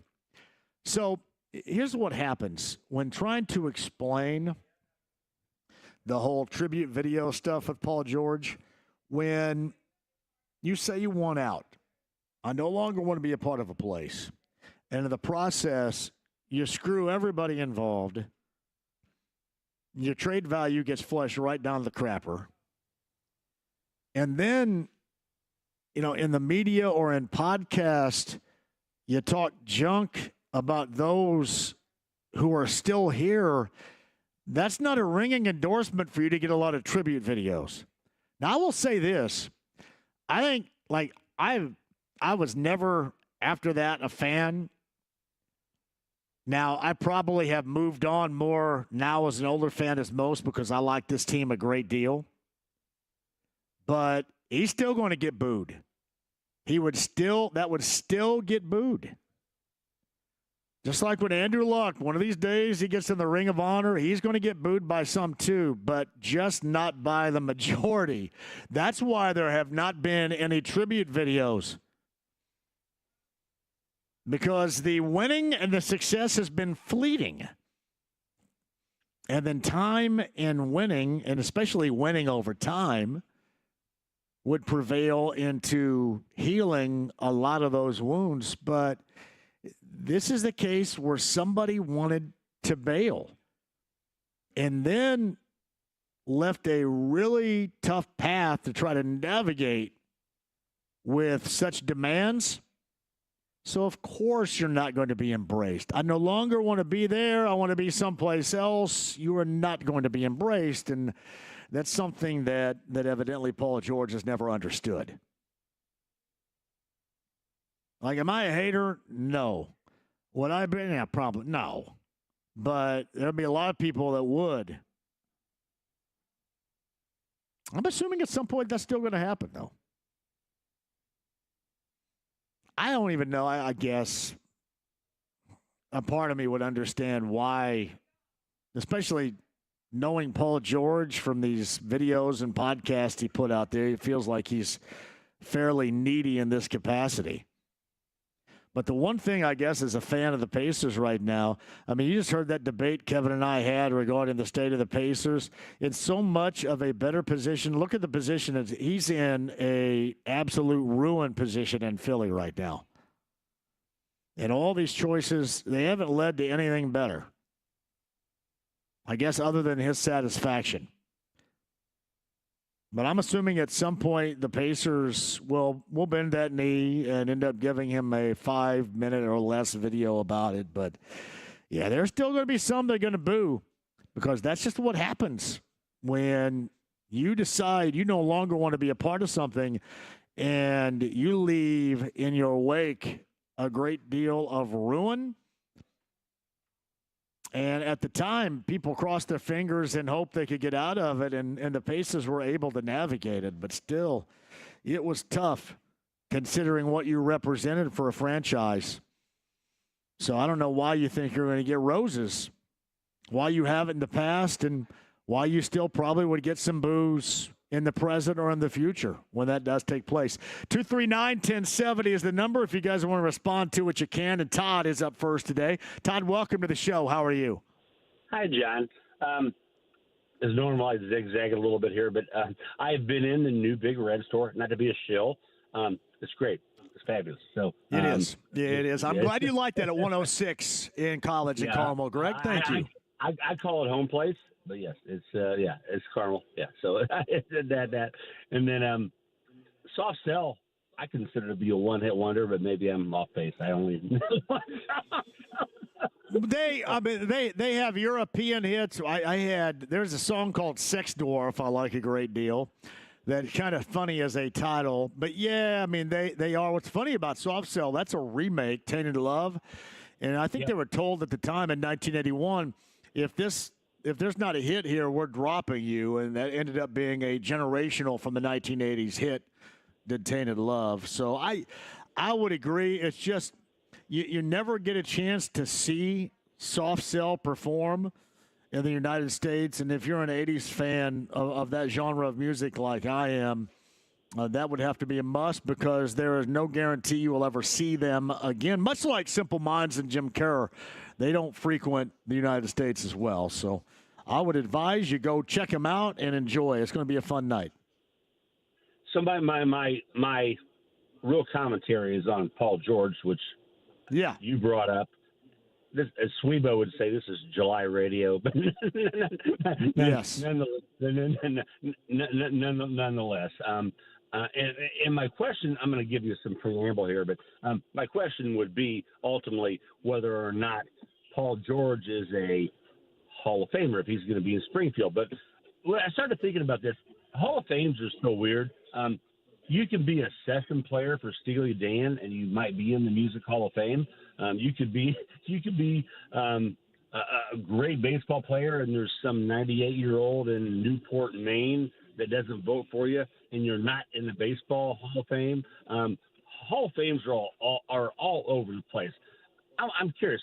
Do you think that Paul George will be in Springfield? And that's the question. So. Do I think that Paul George is going to be a Hall of Famer? I don't.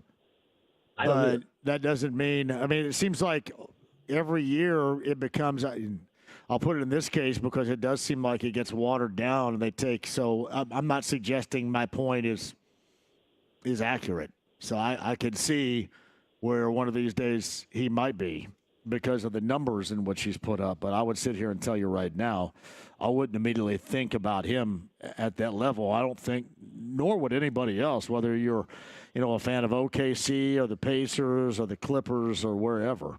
He just seems like a traveled guy that had a nice skill set, but, obviously wanted out of here, left some hard feelings here, and never really reached the team winning standard that I would expect would have to go along with an honor like this. But, again, I've been wrong before about it, so I could be wrong in this case too. You could say the same with Kawhi Leonard. Is he a Hall of Famer? I don't even know who's in the NBA Hall of Fame. Is Moses Malone in there? I wouldn't know. I don't know. It's so arbitrary. Todd, anything else you got for me today, my brother? Appreciate it, sir. Thank you very much. Got you, man. Thank you, Todd. The Reds, everybody. Jeff Passan reports this.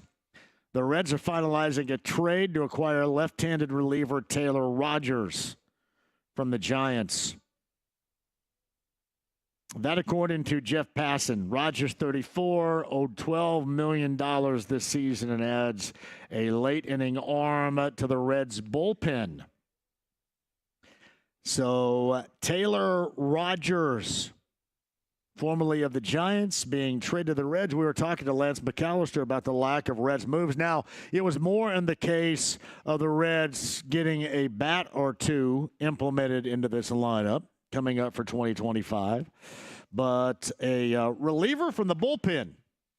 And Taylor Rogers right there, according to Jeff Passan, Reds fan. So you can play off of that, too. Bobby Buckets, top of the hour. You get number one with the Boilermakers and the Hoosiers coming up on Friday night. We'll get Bobby Riddell's thoughts on that coming up at the top of the hour. Chris Denary, voice of the Pacers, and Kevin Bowen so far. Busy rest of the week. And a reminder of our location on Friday. Workingman's Friend will be there for our first 2025 Tavern Tour stop. And remember, for those of you that are going to come out to the iconic place on the west side, it is cash only.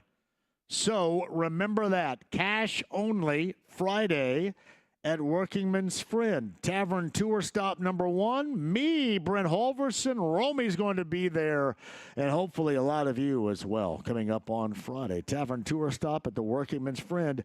Quick break. We shall return. Your calls and more, and Bobby Riddell coming up after 5 o'clock. 93.5 and 107.5 The Fan.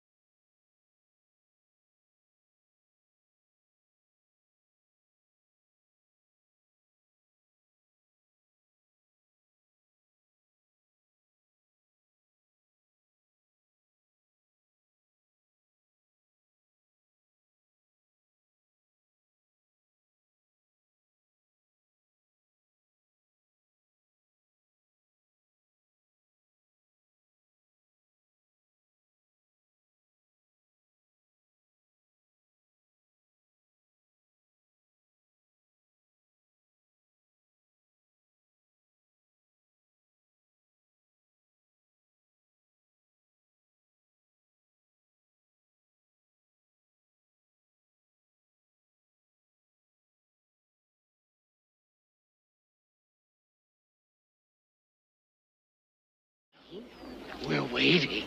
93.5 and 107.5. The Fan. All right, Tom's Watch Bar, everybody, downtown on Illinois before the Pistons Pacers tonight. We would love to see you here. You can watch the game here as well with all of their TVs. Dev's the on-site engineer, James back at the studio. I did want to advise you this because of the weekend, right? This because you have WWE SmackDown at the Fieldhouse on Friday. And then you have the Royal Rumble here downtown on Saturday. So, James, jump on board here. What does this entail? SmackDown right on Friday, and then the Royal Rumble coming up on Saturday, the Royal Rumble at Lucas Oil Stadium. And I want people to stop in here. This is going to be a great place to go before and then after, for example, the Royal Rumble on Saturday. But what are people going to see if they're attending? Well, if they're going to the Royal Rumble, obviously you have the titular Royal Rumble match. That's a match, 30. They do a men's and a women's Royal Rumble. 30 participants. Right. You start with two wrestlers in the ring. I believe it's every 90 seconds or so, another wrestler comes out to the ring, and you just go. You got to throw your opponent over the top rope, 2 feet hit the ground, then you're eliminated, and whoever wins the match gets a main event match at WrestleMania. I believe there is also, and I'll have to find the card here. There is several other matches. So there's the men's Royal Rumble match, the women's Royal Rumble match. You also have Cody Rhodes, who is the WWE champion, taking on Kevin Owens in a ladder match. And then there is ladder match. What the hell's a ladder match? What is that about? Well, so it's a match with ladders. They take the championship belt, they hang it above the ring. You got to get a ladder. You got to climb the ladder, and you got to take the championship belt off of the hook that they have it on. And whoever gets the championship wins the belt. Really? Oh yeah. Their ladder matches are a lot of fun. I really enjoy a good ladder match. They're a lot of spectacular violence, essentially. They're kind of like a car crash. Man, oh man. So this is a big deal. Oh, yeah. Right? How many people are going to be at Lucas Oil Stadium for that on Saturday? Do we know? I don't know if they have officially announced it. I wouldn't be surprised if it is pretty dang full, because the Royal Rumble outside of WrestleMania is potentially the most popular. It's one of the big 4 pay-per-views, or I guess premium live events is what they call them now, that WWE has. It's WrestleMania, SummerSlam, the Royal Rumble, and I am completely blanking on the last one right here, and people are going to be mad at me. But big deal, there's no doubt. So probably packed at Lucas Oil Stadium. More than likely, yes. What's the precursor with SmackDown? That's on Friday, correct? Yes, and Survivor Series, that's the other one I'm thinking of. SmackDown, Friday night, Gainbridge Fieldhouse. It will kind of set everything up for the Royal Rumble, kind of get everybody ready to go for the big event. Man. So, yes, make sure if you're in or around downtown, coming up here this weekend, whether it's tonight before the Pistons and the Pacers, or you got the Pacers and the Hawks coming up. When is that? On Saturday. That's on Saturday too. So the Pacers are going to be playing. That's at 5 o'clock, so that's a little bit okay. So that's a little bit earlier. That tip time's at 5 for the Pacers and the Hawks on Saturday. So that's downtown. James, how am I going to get downtown for the JMV takeover on Saturday? That seems like that's going to be impossible. You might need to leave a little bit earlier than you normally do. Yeah. Is this going to be kind of, I don't want to say completely Taylor Swift-like, but will I have to use maybe the same I don't know format to get downtown? I don't know if it's going to be as insane as Taylor Swift was, but it is going to be busy. There's going to be a lot of people from out of town coming into Indianapolis on Saturday. All right. So, busy weekend. I mentioned Tom's Watch Bar destination location, not just tonight before the Pistons and the Pacers or after tonight's game, but this weekend, whether you're in town for SmackDown or the Royal Rumble or the Pacers on Saturday against the Hawks, destination location off of Illinois. That's Tom's Watch Bar here downtown. Back with you on the other side, Bobby Riddell, the Boilermaker Radio Network. You've got IU and Purdue coming up from Mackey on Friday. The Boilermakers, as of late, if you're looking for great responses, You got that on Friday after that disappointing Tuesday night of the second half and the loss at home to Ohio State. The response that you thought you were going to get, the response that was necessary. Last Friday night against Dusty May and Michigan.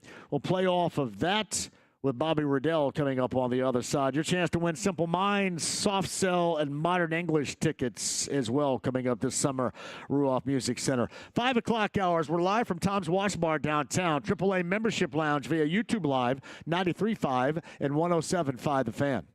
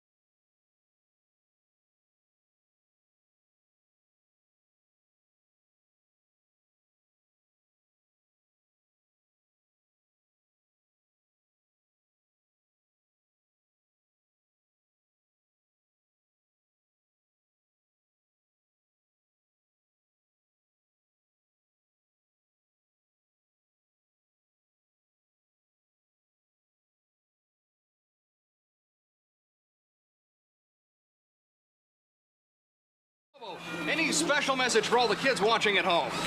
Stay out of trouble. 93.5 and 107.5. The Fan. AAA Membership Lounge via YouTube Live. You guys watching there, thank you very much. Thanks to Brian Noe and James yesterday for holding things down. We're back with you, Tom's Watch Bar, Illinois, downtown. Before the Pistons and the Pacers play, you got to get here. Our good friend Jeff Rickard right now, our boss, is enjoying a burger I see before us. Some happy hour specials, great drinks, and more at Tom's Watch Bar. We're downtown off of Illinois, and would love to see you here prior to, during, or after the Pacer game. And then certainly coming up this weekend when you have SmackDown at the Fieldhouse on Friday. You've got the Pacers and the Hawks late Saturday afternoon at the Fieldhouse, and the Royal Rumble at Lucas Oil Stadium coming up on Saturday night. What a great location to have a lot of fun. TVs everywhere, so all the sports taken care of as we get closer to the big game. Great place to watch it here. Great food. The environment incredible at Tom's Watch Bar. We're downtown off of Illinois, and would love to see you here before we bail a little bit after 6. By the way, James, do we have a little bit of time? A little takeover? I checked that. That would be on Saturday night. A little bit of Anything Goes coming up after 6 o'clock tonight. Is that what I gather? We will have a little bit of Anything Goes.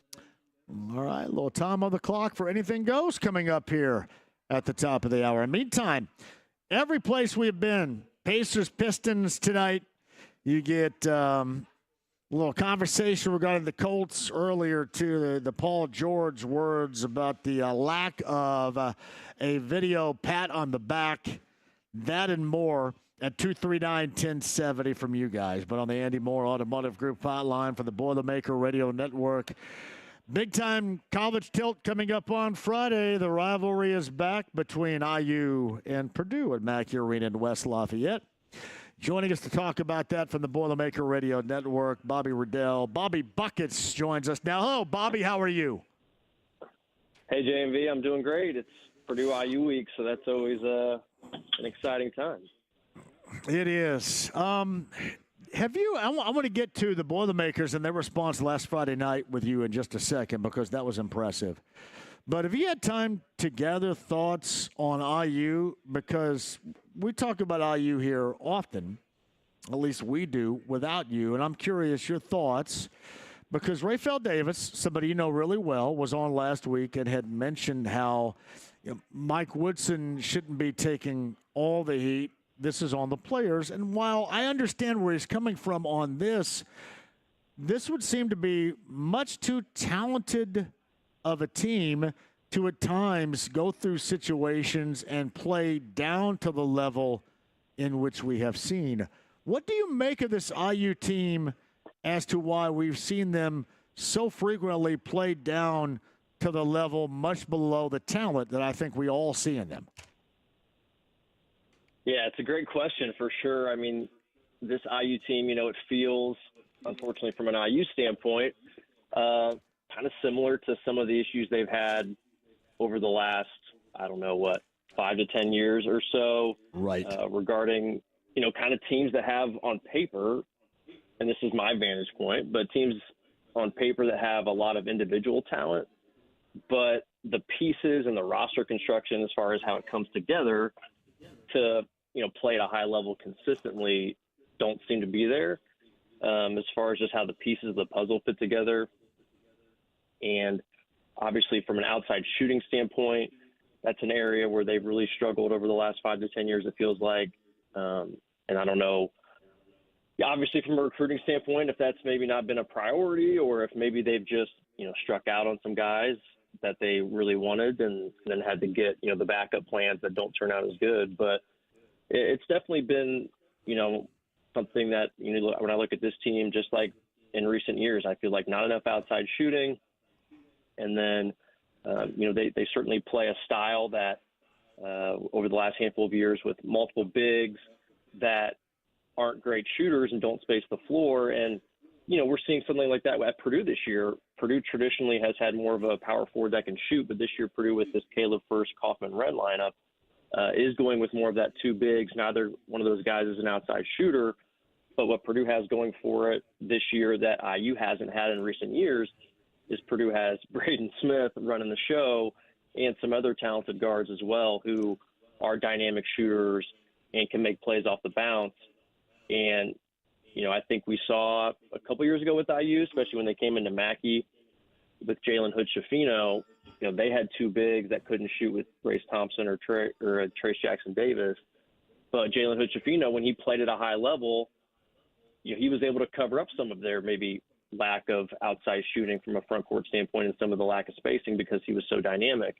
And I think Braden Smith's able to do that along with Fletcher Lawyer and others for Purdue this year. And I just feel like over the course of the last 5 to 10 years, with the way the style IU's played and with some of the lack of shooting, they haven't had enough consistency in dynamic guard play, especially from a perimeter shooting standpoint, to cover up those weaknesses.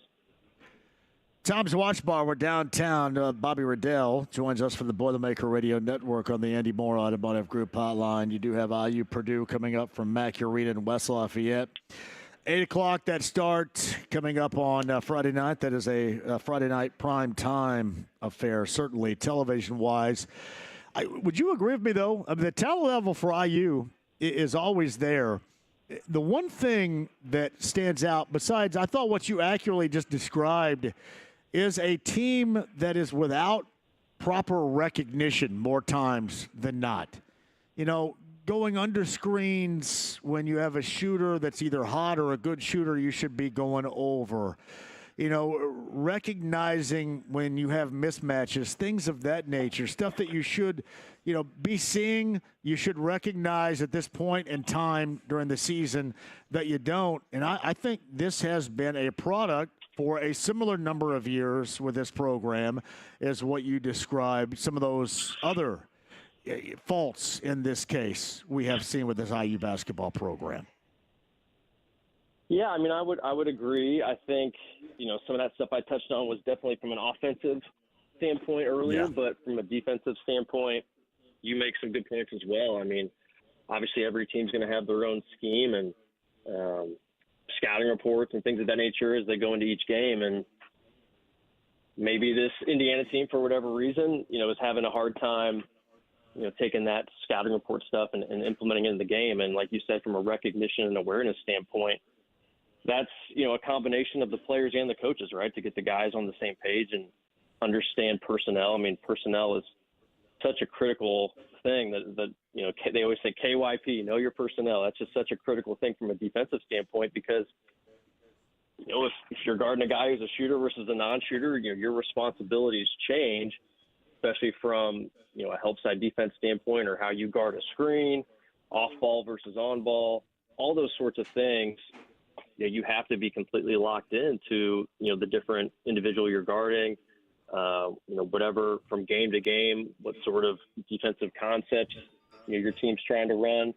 If you don't have high basketball IQ players, and I'm not trying to say IU doesn't, but, if that's something that is happening, then that can certainly hurt you from a defensive standpoint too. And, that's just something from Indiana. Maybe they have had issues as far as trying to execute from a defensive standpoint or maybe knowledge of personnel. It's a Bobby Riddell, the Boilermaker Radio Network, IU Purdue, Friday night at 8 o'clock, Mackey Arena, West Lafayette. How shocked, surprised, however, even coming off a week-long successful out west trip to both Eugene and Seattle with wins over Washington and Oregon, respectively there. How surprised with that second half? I think it was like 45-29 Ohio State over a week ago on a Tuesday night. Was it something to do with the legs? Was it something more? But it was so uncharacteristic of a meltdown that Boilermaker team had. How did you react to that on that game night last Tuesday? Man, that was tough to watch, that start of the second half for sure. I mean, it's pretty rare for, Purdue under Coach Painter these days, anywhere to have a 17-2 run. And technically, if you count the three that was made right before halftime by Bruce Thornton, it was a 20-2 run. Pretty rare that ever happens, but let alone in Mackey Arena. So that was certainly shocking. And, Purdue was just in a little bit of disarray at the start of that first half, whether from, it's hard to know for sure whether it's legs related to the West Coast trip, because obviously in the first half, Purdue, played really well, especially with Braden Smith dealing with some foul trouble. Purdue was able to build, a 16-point lead at one point. And so, if they would have come out right from the jump and been bad, it would have maybe been more something where I feel like I would have associated it more with just the jet lag and not having our legs under us. But I don't know if it was just human nature, right? You build a lead and you feel pretty good, and then maybe the second half you let your guard down a little bit, and then the other team hits Bruce Thornton goes on basically from that last play of the first half through the start of the second half, goes on a personal 8-0 run. He hadn't scored all game up to that point before he made that shot right before halftime. So now their best player's feeling good about himself, and his confidence grows. The lead goes from 16 to 8 pretty quickly. And, maybe Purdue just unfortunately missed some shots maybe they're capable of making. I know Braden Smith in that game, for example, missed, a number of mid-range jumpers, just short or just long, that he makes often. And then you got to tip your cap to Ohio State, right? Like, they came in and made a bunch of shots, some huge ones late in the shot clock that, as you know, JMV, those ones that go in like right at the shot clock buzzer where you guard really well for 29 seconds. They feel like they're almost more than just 3 points when they go in, because they're just such momentum boosters for them and killers for the defense. There was a lot of factors at play. A guy for Ohio State, Sean Stewart, hits a three at the shot clock buzzer, and it was his first three of the season. So I'm sure from a scouting report standpoint going in, he obviously wasn't someone we were worried about to make a three, and so that's always demoralizing when a guy like drills a shot like that late in the shot clock. And so there was just a lot of things, but you got to give Ohio State credit. They made shots, and I know we're gonna talk about the Michigan game here in a bit, but it's a make or miss game, right? Michigan had some opportunities to make shots that they didn't, and then things spiraled on them. Bobby, what's funny about going back to last Tuesday night was I thought in the first half they showed signs of having a leaky boat because they were unable to extend a lead in that first half against the Ohio State team at the time that I felt was primed to have a lead extended on them, and they were unable to do that. And I thought you saw kind of the repercussions of that come along in the second half. But you did want to get into Michigan last Friday night. And if there's anything we know this Boilermaker team to be, it was that type of response. That was, in the fashion in which it played out from start to finish, exactly what I expected against a talented Michigan team at home to be the response from Braden Smith and Purdue last Friday night. For sure. I mean, I was expecting certainly for us to come out and, play with a lot of fire and intensity. I was not expecting us to win going away in the manner we did, of course, just knowing how talented Michigan was. But, maybe that was the silver lining, right, on the Ohio State loss is that maybe just refocused us and re-energized us to the level where we did come out with our hair on fire and really from a especially defensive pressure standpoint. You think about Braden Smith getting that steal and the layup on the first play, and then C.J. Cox having a bunch of plays from a defensive standpoint with the pressure, just flying around, forcing all those turnovers. I know Michigan was susceptible to that as they lead the Big Ten in turnovers, but we certainly came out with a reckless abandon in that game, and who knows how much of that was tied to the loss the previous game, right? It's hard to say, but I'm sure that there was a refocus that Coach Painter certainly has always thrived on those scenarios where he has a chance to kind of like his team has been humbled a little bit, and now he has a chance to kind of rein them back in and refocus them, and that's something Payne has always done a nice job. And of course, with Mackey Arena and Purdue these days, you don't see Purdue losing at home twice in a row very often. All right, before I let you go, Bobby Riddell joins us, Boilermaker Radio Network. He and Rob have the call for you coming up on Friday night at home against IU.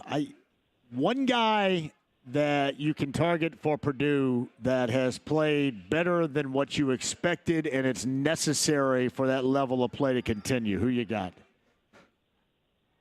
Oh, good question. I mean, we certainly talked at length about Caleb Furst last time I came on, and he's definitely played better than I was expecting, just based on kind of the limited action he had gotten and the contributions he had done to that point in that limited action. He's certainly excelled with the additional opportunity. I think two guys that have really stepped up here as of late that had kind of gone through a little bit of a, struggle in the middle of the season is the two freshman guards, C.J. Cox and Jakari Harris. It feels like, those two guys have had interesting seasons. Jakari had done such a good job in the preseason. They were really happy with him as a two-way player, another facilitator, a guy who could handle the ball a la Lance Jones last year, and be that primary defender on the opposing team's best perimeter player. And they were so happy with him. He earned that starting job from day one, and just unfortunately for him, he was doing a lot of really good things outside of just making shots, right? Like, teams are going to focus on Braden Smith, Trey Kaufman-Wren, and Fletcher Lawyer, and rightfully so. And so, he was getting some opportunities to make open shots, and he just wasn't able to capitalize. And, of course, if you're not, making shots and you're continuing to get them, coach had to pivot and go with some other guys. Miles Coleman, of course, ended up starting and playing a number of games in that starting lineup. And then C.J. Cox continued to get some other opportunities, but he would struggle at times with some turnovers. And they just went through those kind of freshman growing pains. And now C.J. Cox has really excelled since he's been in the starting lineup, giving us a scoring punch. He's our fourth leading scorer during Big Ten play outside the Big Three. And his defense, he just has a really unique ability from a pressure standpoint. He's got really good hands. Like, he's just got good instincts for trying to get getting his hands on the opposing dribbler's basketball, just to be able to poke balls away and get a lot of steals on individual one-on-one defense like that on the perimeter, which is pretty impressive. So he's playing really well. And then Jakari Harris has started to really make shots. He's shooting above 40% now from three in Big Ten play, and then doing, still a lot of those little things he was doing really well throughout the beginning of the year as far as being an extra ball handler, playing good perimeter defense. And so the ascension of those two guys to where they're at, based on kind of where they were, some of those struggles they had in the middle of the year, I think has been huge. And if those continue, it really puts Purdue in a good spot. So, wow, Michigan, Indiana, and then I believe USC. 3 Fridays in a row, huh? You guys are in action. Is that true? Yeah, Friday Night Lights, right, for the boys these days. Yeah, I'm not the biggest Friday night. I love the fact that there's hoop on a Friday night. Still, it's kind of weird. It seems like that's pretty over the top, back to back Friday nights for you right there. But that's what you got. What you got to deal with coming up on Friday. IU and Purdue, game number 1. The return events coming up on the 23rd of February. That's on a Sunday down in Bloomington. And Bobby Riddell, the Boilermaker Radio Network, on the Andy Moore Automotive Group hotline. Bobby, it is always a pleasure. I'm sure we'll check in before the next Friday contest, if you don't mind. Sounds good. Thanks, JMV. Appreciate having me. Appreciate it, Bobby. Thank you. Bobby Riddell. Bobby Buckets on the Andy Moore Automotive Group hotline. Hey, James, I'm going to have to go to the bathroom here, so can you hold down the fort for me for a minute here?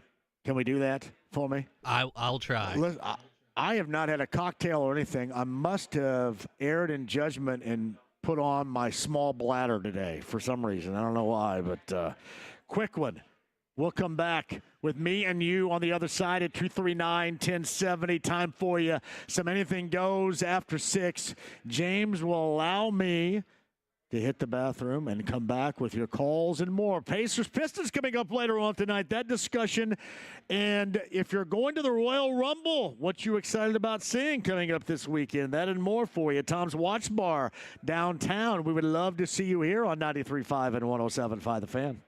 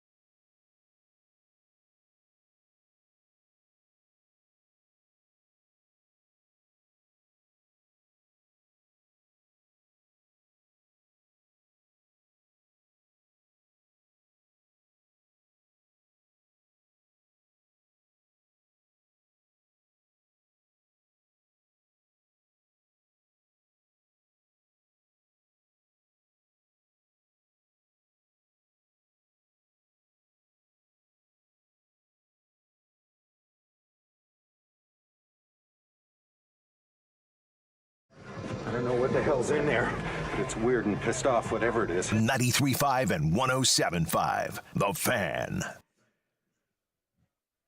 Times Watch Bar, we're downtown. There's a gathering, a get-together, a party over there across from me. I don't know who this is, but I saw a lot of people I've seen out before. It's good to see everybody at Tom's Watch Bar before the Pistons and the Pacers later on tonight.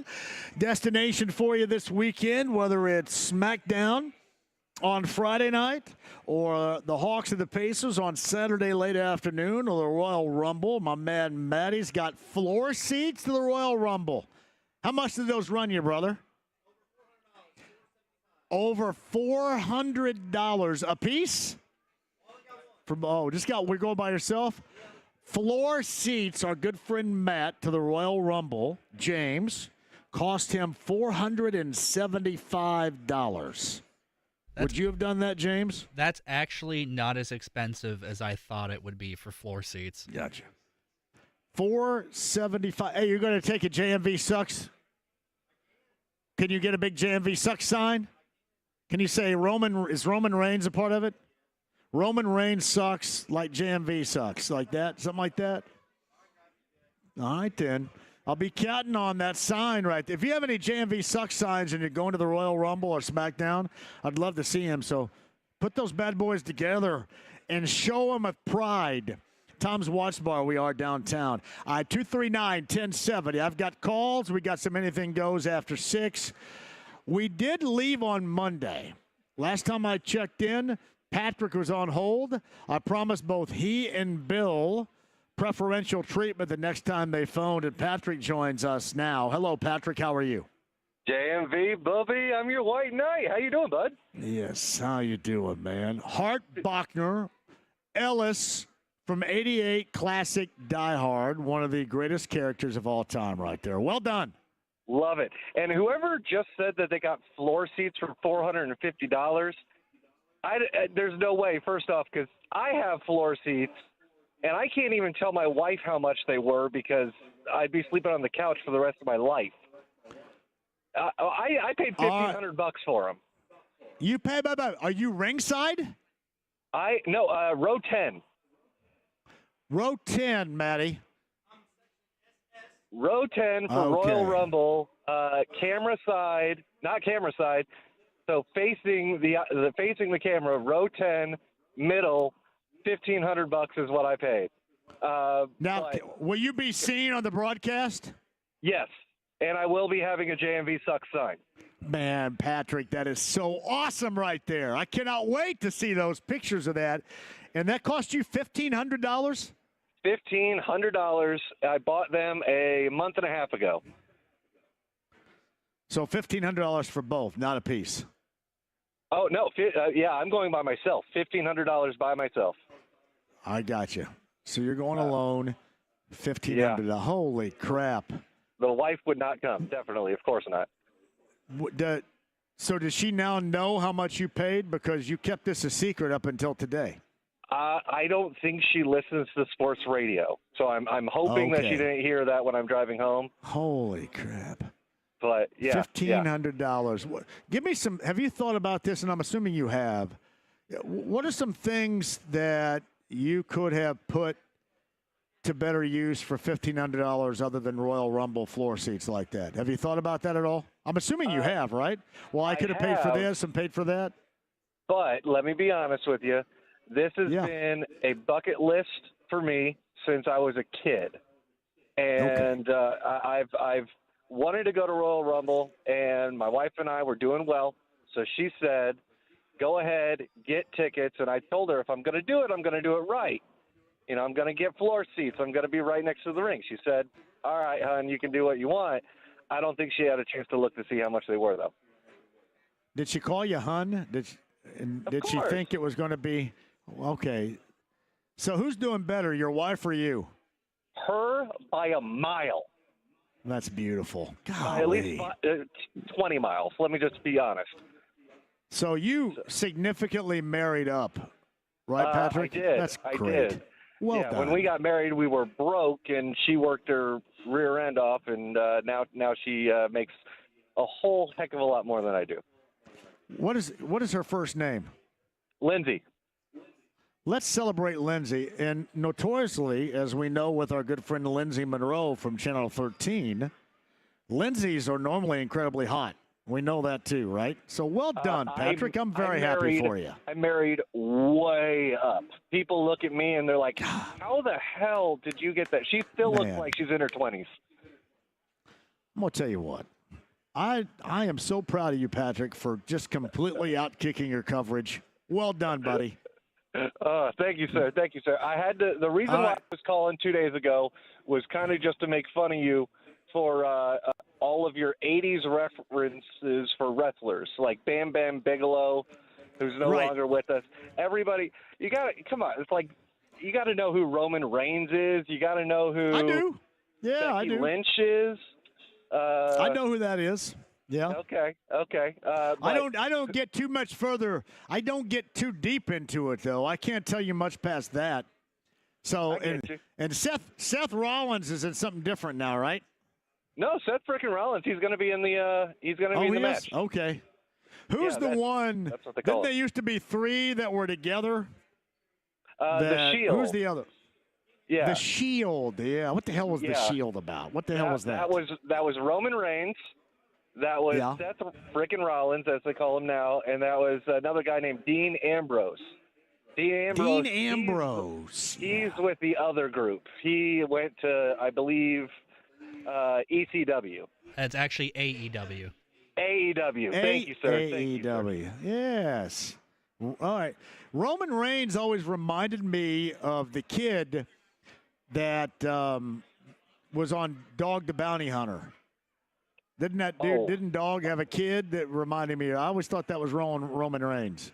Look, that just dude on like Dog him, the Bounty Hunter. He's the Rock's cousin, I believe. Twice removed cousin, The Rock, and pretty much all of The Rock's family is in wrestling. So.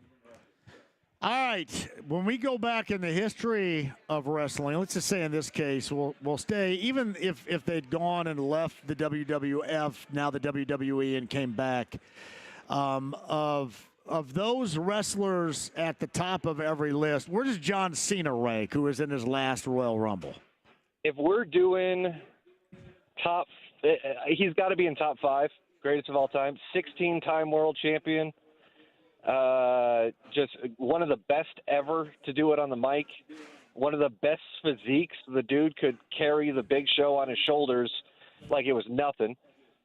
So I'd say John Cena, top 5, if not top 3, behind, for me, Shawn Michaels, maybe The Rock, maybe Stone Cold, maybe Mankind, or Mick Foley. I know everybody hates Hulk Hogan. Is Hulk Hogan not on that list at all?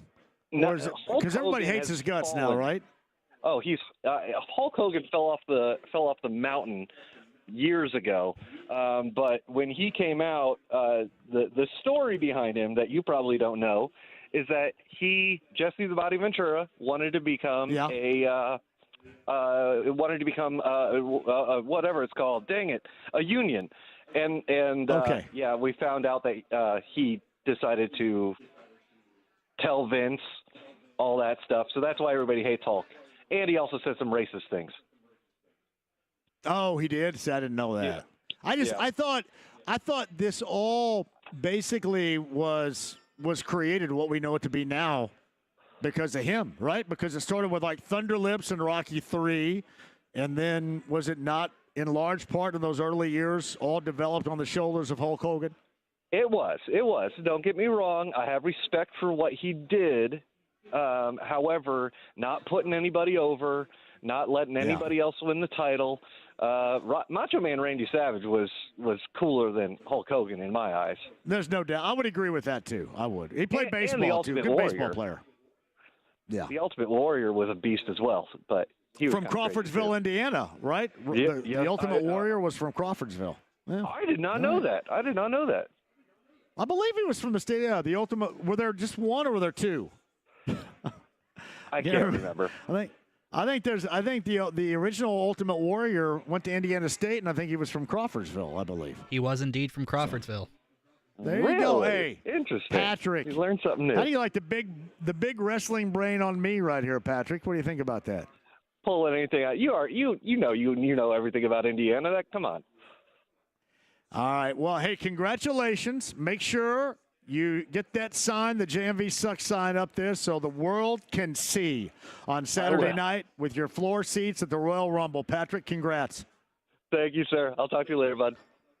$1,500, Patrick, spent on one seat to the Royal Rumble on Saturday. Hey, by the way, Pacers-Pistons tonight. No Andrew Nembhard, no Benedict Mathurin. Both are out against the Pistons coming up later on tonight. Look who is here. The awesome Josh. The incredibly awesome Lindsay Monroe of Channel 13. You can sit down right here. We'll make sure, because everybody always likes to see you on that. There she is right there on the camera. I was just listening to your Lindsay comment, and I was wondering where you were going to go with that. All smoke shows, or Lindsay's are all smoke shows. Yeah. That's true. Josh, were you aware of this? Did you see her before? Did you hear the name first? Because if you hear the name Lindsay, normally it's going to be tagged to a smoke show. Yeah, that's kind of how that works. I like right it. There. I'll take it. We're going to the game tonight? No Nembhard. I know. Yeah, we saw that. Yeah, we're headed to the game. No Mathurin. I didn't know about that one. Nope. No Mathurin, no Nembhard for the Pacers tonight. I'm going for the bobblehead, and they're going to be wearing their City Edition jerseys. The WWE night and the bobblehead is Tyrese Halliburton in a wrestling ring, too. I have one at home right now, too. They dropped one off at the station so we could show it off on the morning show this morning. What'd you guys in? Who got it? I don't know who. I think we had to return it to the marketing team's desk. What the hell the marketing team needed for? I don't know. Maybe they have to return it. Usually, Dave Calabro used to ask for all of the swag back, so we would just put it back on the sports desk. So now the marketing team's kind of taken over. So who's the sports director? Do you have one now? Well, Dominic Miranda. He's basically running the show. I mean, he did all of the stuff. He was down in New Orleans. He was following Notre Dame. Ended up down in Miami and in Atlanta. So he did just incredible work there. And then he was talking with some IU players today. So is he the interim sports director? Or does he get a raise for that? Because I'm assuming he's doing more work, right? Yeah. So we do have that job posted. Josh is laughing over there. We have a sports position posted. You do, and it's obviously as the world of media changes and everything's becoming more digital, things are just getting changed up. So it's not going to be your traditional sports director role. It's going to be more of a multiplayer, an editor, a shooter with the camera and, just kind of like a multi-utility type position. So you enjoyed Anything Goes with us so much last time, and we'll do it again after 6 tonight. I'd love to. All right, Lindsay's going to hang. Let's go 239-1070. I owe Bill a call, too. Bill, welcome to the show. We're live at Tom's Wash Bar downtown. How are you, Billy? JMV, doing great. Look forward to seeing you at the Working Man's Tavern on Friday as well. So. By the way, are you going to go to Working Man's Friend on Friday, Lindsay? We're going to go. Lord have mercy. I think That's so. going to be fun. I don't have any plans yet. Yeah, you got to make plans. I've been wanting one that. of those cheeseburgers for 7 years since I moved to Indy. Double cheeseburger, no middle bun. The Robin Miller cheeseburger order in honor of our great friend, the late, great Robin Miller. No middle bun on that double cheeseburger on Friday. I don't like middle buns anyway. And remember, it's cash only there, so got to bring cash. Yep. Gotcha. All right. Go ahead, Billy. Hey, I just wanted to – I got to clean up my mess from last week. I remember last week I called in and was whining, saying that I thought that the Pacers quit on Carlisle and everything and et cetera, et cetera. And now I just got to be humble and say, man, I'm glad that I was wrong, but, man, was I ever wrong on that. So I just wanted to kind of get that off my chest. And also, we talked about the Indianapolis's greatest athlete, and, of course, Major Taylor was kind of the conclusion last week. But there's another guy that was probably the best all-around athlete and the best coach in the history of the state of Indiana, and that would be Tony Hinkle. When Tony Hinkle, he born in Logansport, when he went to Chicago, he coached and played football, baseball, and basketball then, and also ran the 800 meters in track. And he was just a phenomenal coach. Came down to, and that's, by the way, that's who the field house is named after. But he continued to play, and he was probably, if you want to look at the greatest coach in the history of Indiana, he coached 3 sports. I mean, you could win the national championship coaching 1, but if you coach 3 sports, that makes you a better coach, right? Pretty impressive, Billy, is that resume. There's no doubt about that. So Impressive. Hey, my brother, Friday, workingman's friend. First time Lindsay Monroe's ever going to be there. So we got to make sure she has one hell of a time, okay? Man, we will. And remember, the key words are extra onions. Extra onions. Thank you, Billy. I appreciate it. Are you a big onion fan? Yeah. Especially on burgers. Hey, by the way, where's the princess? The princess of ice cream? I don't know. Have we seen her recently? Doing. Oh, man. Yeah, I saw her on Saturday. Did she get a new gig yet? I don't think so. No? I think she's still doing the ice cream thing for now. Is she going Friday? I haven't heard. I have to I ask. have not heard. She's planning. So we have a big group going to the gala. Yes, you do, don't you? Yeah, the Daylight Gala. Yes. So she's getting all that organized and taken care of. So we've been chatting about that. Good friend sitting right here. Thanks to JMV. Yes, That'd be a great the event. Damar puts on just a great show. That's coming up. What is that? March 1st? Yep. Yeah, so you get Dana Carvey and David Spade. Yeah, it's going to be great. Yeah, it'll be a good time. We'll come back with you. We got some Anything Goes at the top of the hour. Sit tight. Lindsay Monroe, Channel 13. Look at Bill's in the house right here. Is with us. Tom's Watch Bar. We're downtown. We'll come back with your calls. Little Anything Goes at the top of the hour. Simple Minds, Soft Sell. Modern English tickets we'll give away before the top of the hour, too. Sit tight. 93.5, 107.5 The Fan.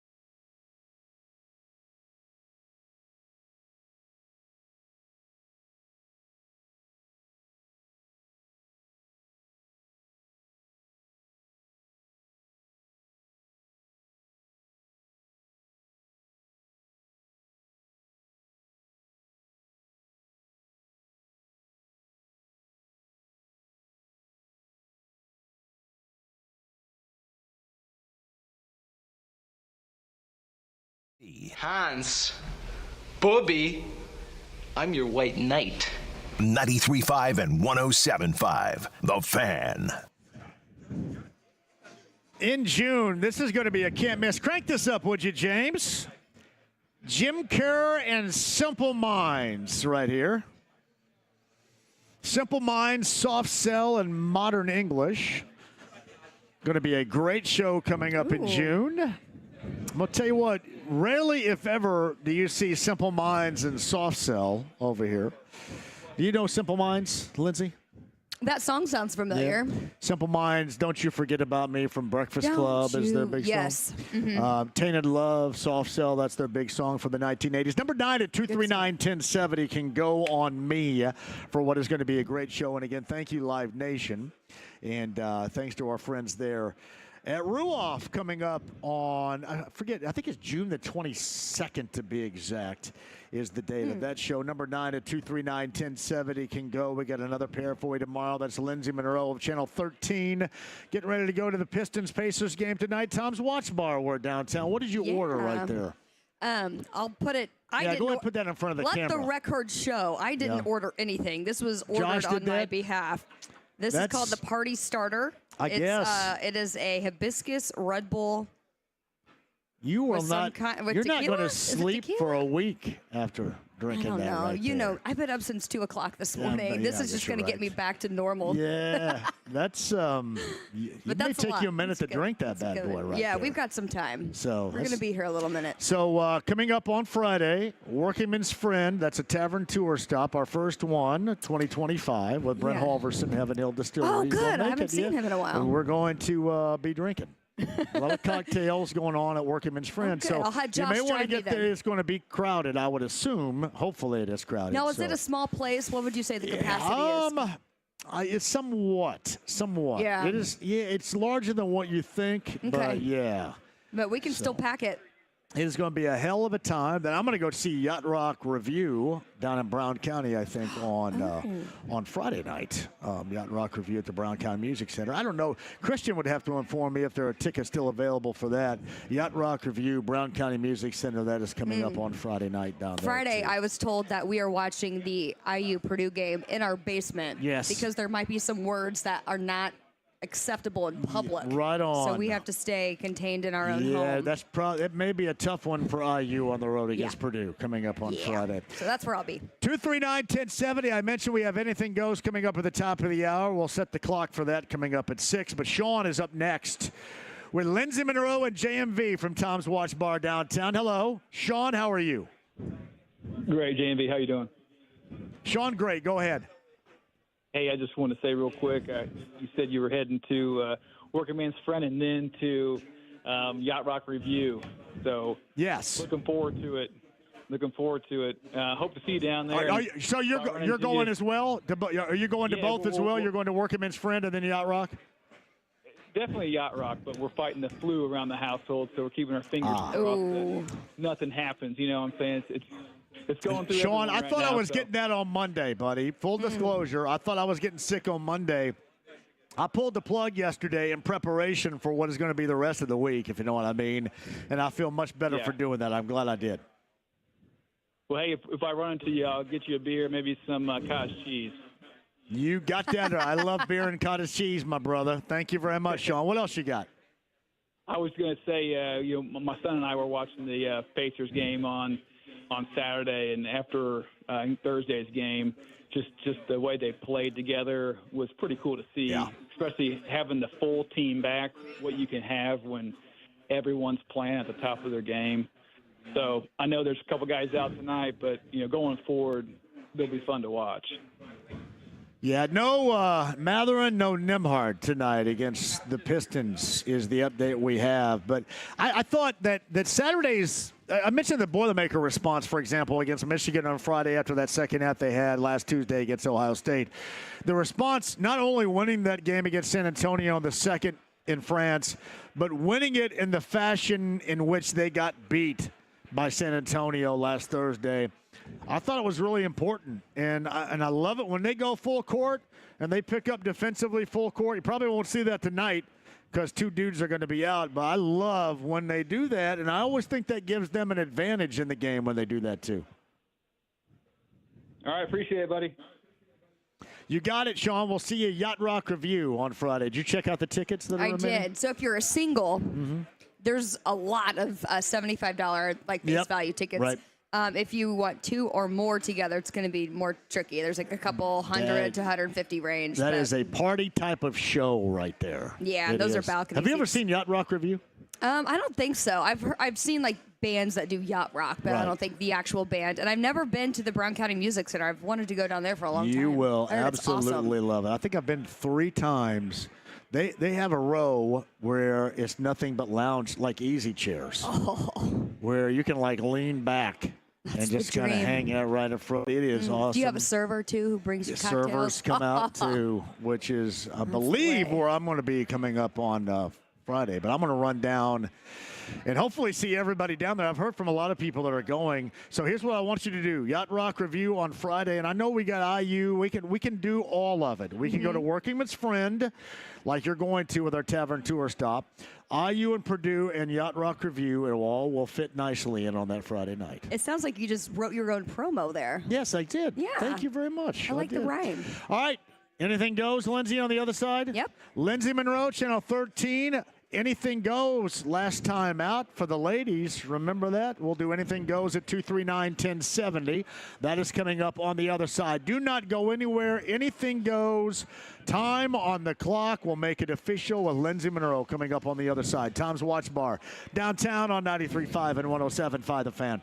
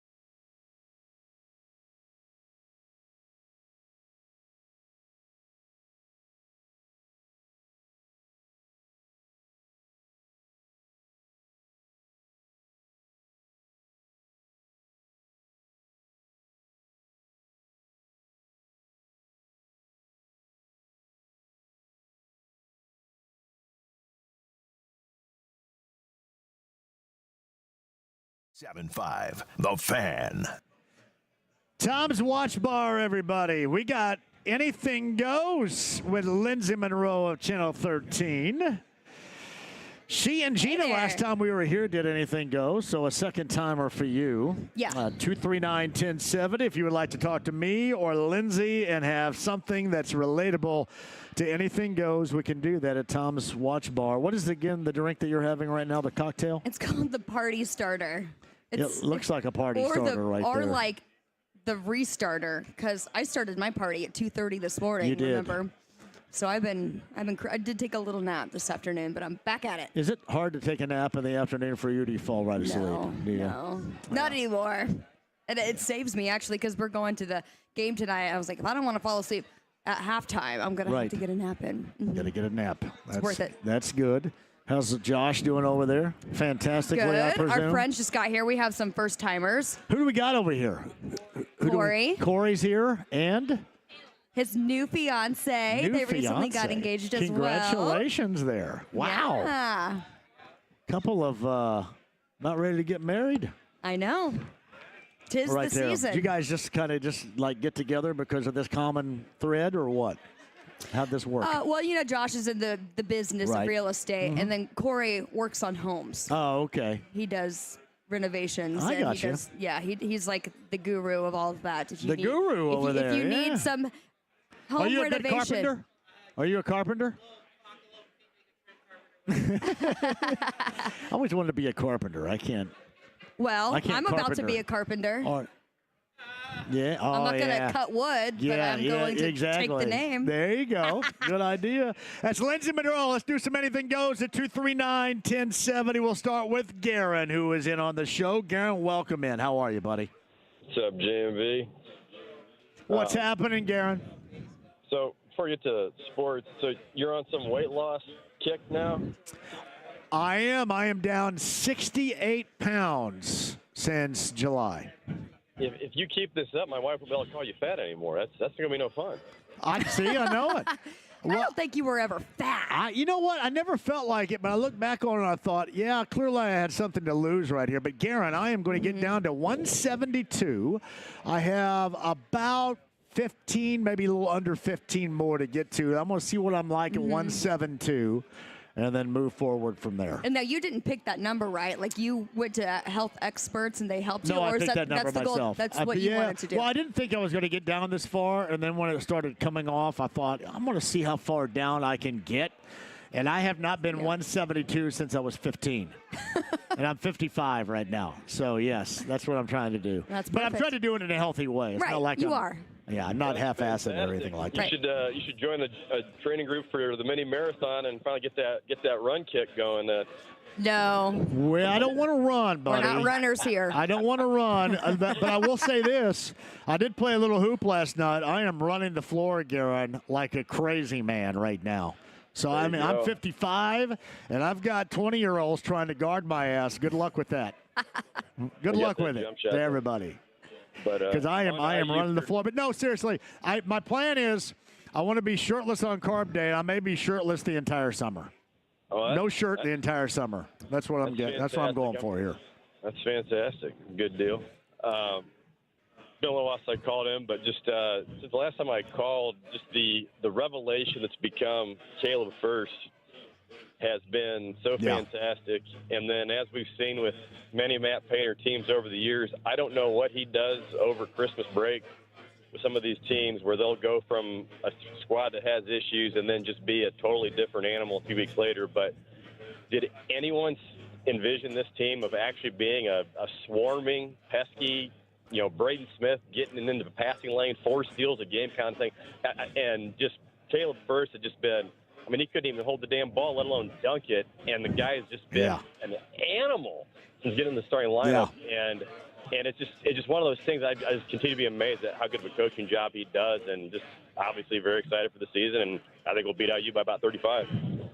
The other thing, Garen, he does is, I mean, he handles it the way that he wants to handle it. And that is a rarity in any form of college athletics, because if you do it that way, there are a lot of dudes that are stepping away from it that have done it that way because of the landscape and because of NIL and because of the transfer portal. And, and Matt's still doing it the way that Matt wants to do it. And I think there's a lot of honor in that. Certainly, we'll see if it ever changes. I mean, I think ultimately you are going to have to adjust to all this if you're going to hang around for the long term, because there's just too much of a change in especially college basketball in general right here. But I always admire it because he goes about it in a fashion in which he wants to go about it. And there you go. And it works. Yeah. I just never cease to be amazed at just finding gems like C.J. Cox that nobody recruited. He even just stumbled in and recruiting somebody else. But man, if he can do what he's done in 2 of the last 3 games and be 15 points off the bench, I really feel like where I thought certainly the ceiling was the Sweet 16. I think it could be more, and it'll just be a matter of seeing how the rest of the Big Ten season goes. But other than that hiccup after all that couple of weeks of travel to Ohio State, I mean they've looked terrific since the Auburn game, and like I said, just can't enjoy watching them more than I am right now. Yeah, I mean, well, you knew the past 2 years what you were getting because of Zach Edey. Now it's a little bit more of a surprise, and it's a major adjustment in how they handle things compared to how they have, especially with the success for the past 2 years. And again, that's always a testimonial to a difference maker a coach can be. And he is certainly one of those out there. Garrett, anything else? The last thing was I'd say I would like to see him feature the 3-ball more and maybe run some more set plays, kind of like they used to do for Matthias and Klein. But other than that, no, I'm just enjoying the ride, and I'm happy that it's finally above freaking freezing. No doubt about that, buddy. Garen, thank you very much. I appreciate that. Yeah. That's on you, that weather thing. Oh, it's been great this week. How long was it that we were that frigid? We did not get above freezing for over 7 days. That's ridiculous. Yeah. What was the lowest we got? The coldest temperature was 3 below last Tuesday. Man. But we were in the 40s today. We'll be at 54 or so on Friday. 54 on Friday? 57 on Sunday. 57 on Sunday? Yeah. What? Yeah. Man, that's awesome. You can get your shorts back out. I'm going to get the shorts back on. Maybe shirtless here this weekend if we're not careful right here. So anything goes. That's Lindsey Monroe of Channel 13. I'm John, and Daryl is next at 239-1070. Hello, Daryl. How you doing, brother? Congratulations on your weight loss, first of all. Well, right back at you. I know what you've been dealing with, too. Where are you right now as far as yours? Down 90 pounds, got another 10 to go, then another 85 on top of it. I'll be ready to rock. Good job, buddy. Wow.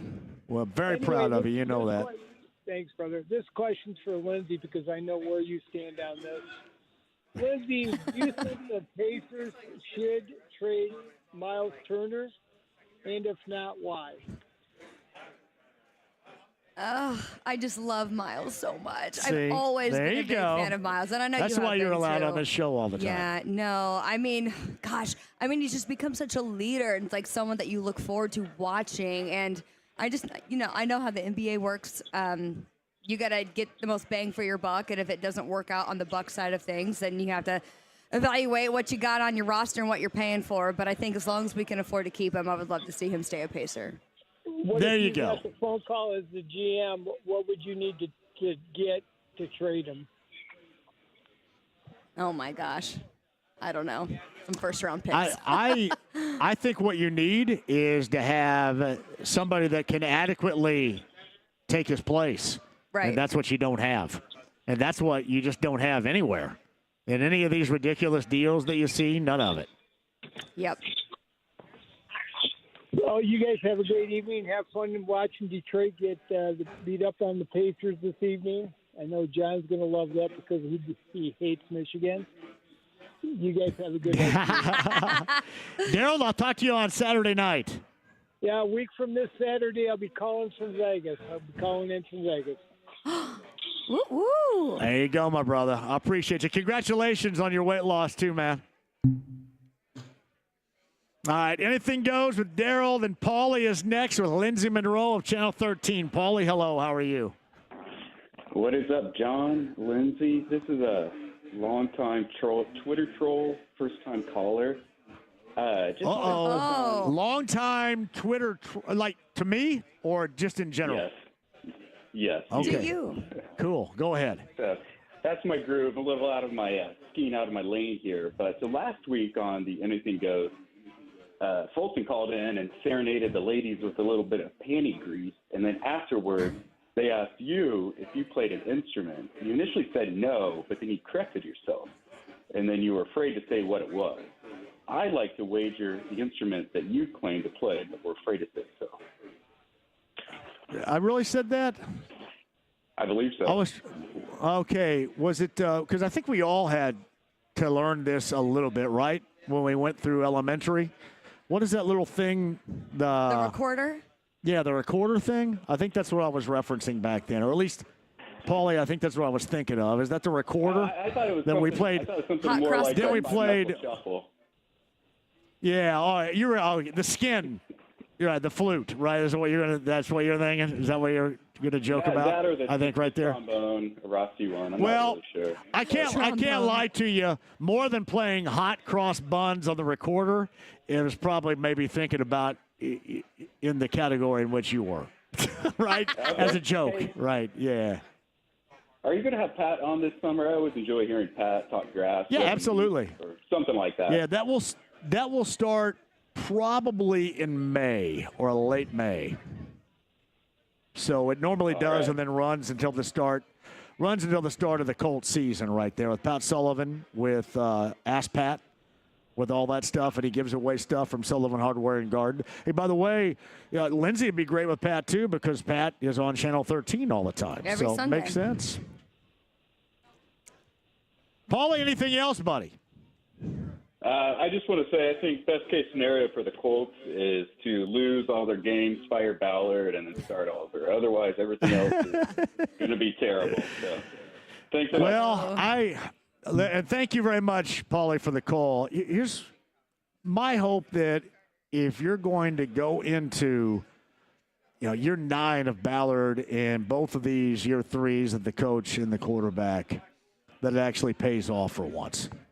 Because clearly what we have witnessed so far has not paid off. And people ask me all the time, so why were you so hell-bent on restarting things? Do you like to lose? And I don't, and I'm tired of it. But I'm also tired of going down an endless, pointless, rudderless type of path in which they have been on.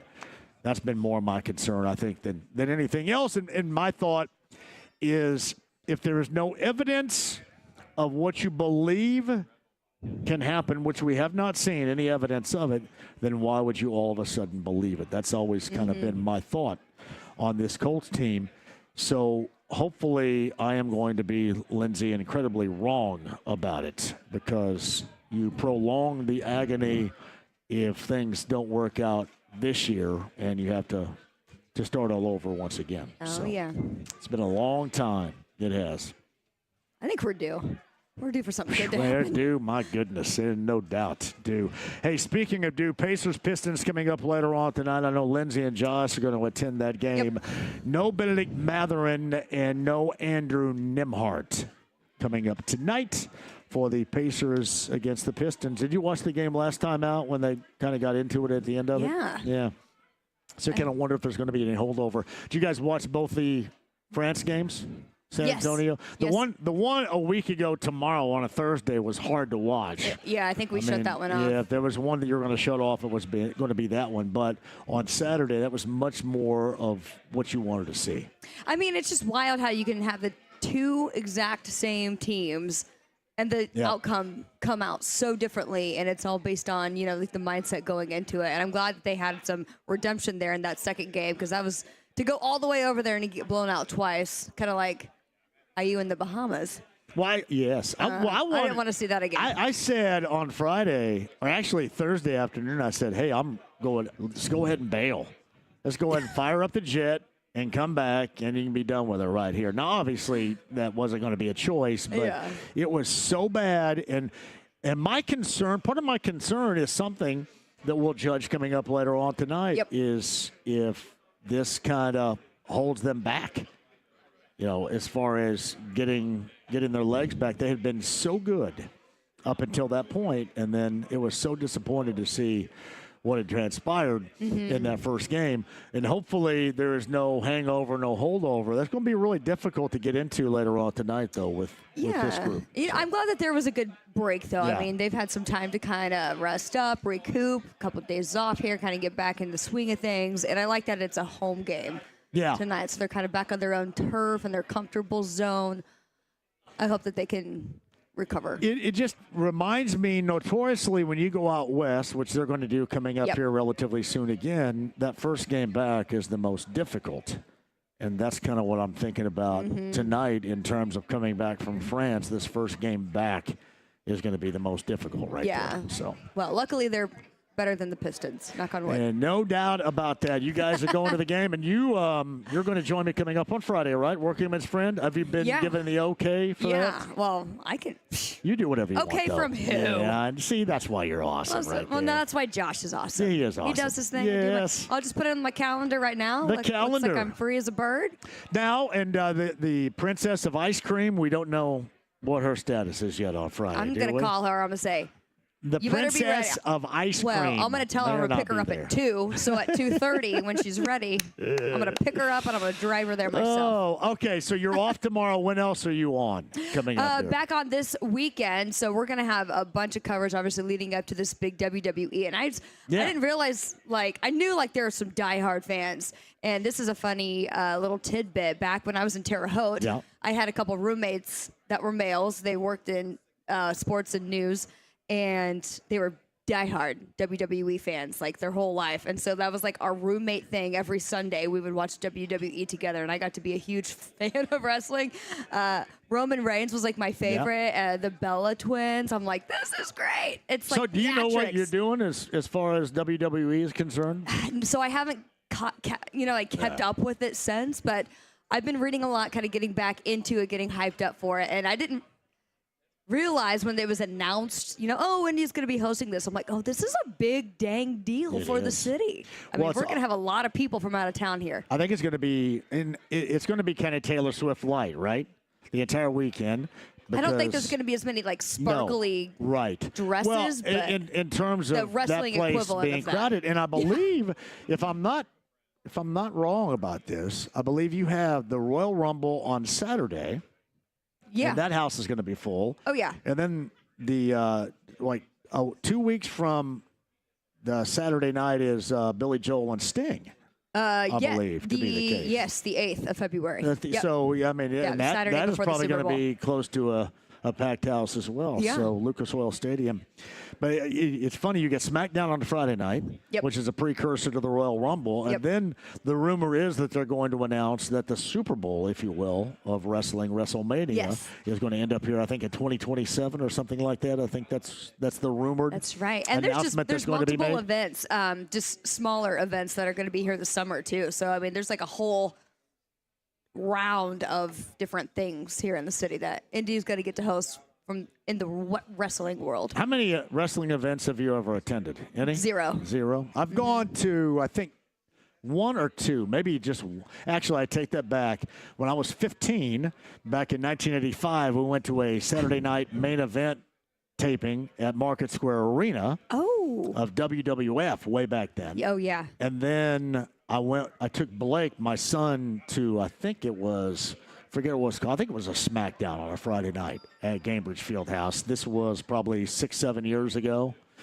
But I think I would much rather go to an event like this than like one of those actual fights where they break each other's arms and noses. Oh, the and stuff. UFC stuff? I just don't think I could handle that. I mean, that's someone actually getting physically injured, and I know that it's real, right? Yep. Wrestling's real, but I feel like it's more of a show and a production. It is. Well, that's why you're there. It is. It is a show, and everybody gets into the storylines of the show, and that's what you're going to have. It'll be good. But WrestleMania is the biggest of deals for wrestling, and that at some point, I don't know if that means it's going to be announced this weekend, but at some point, I think the expectation is that Indy is going to get a WrestleMania. And somebody would have to correct me out there. Any wrestling fans, when's the last time WrestleMania was here?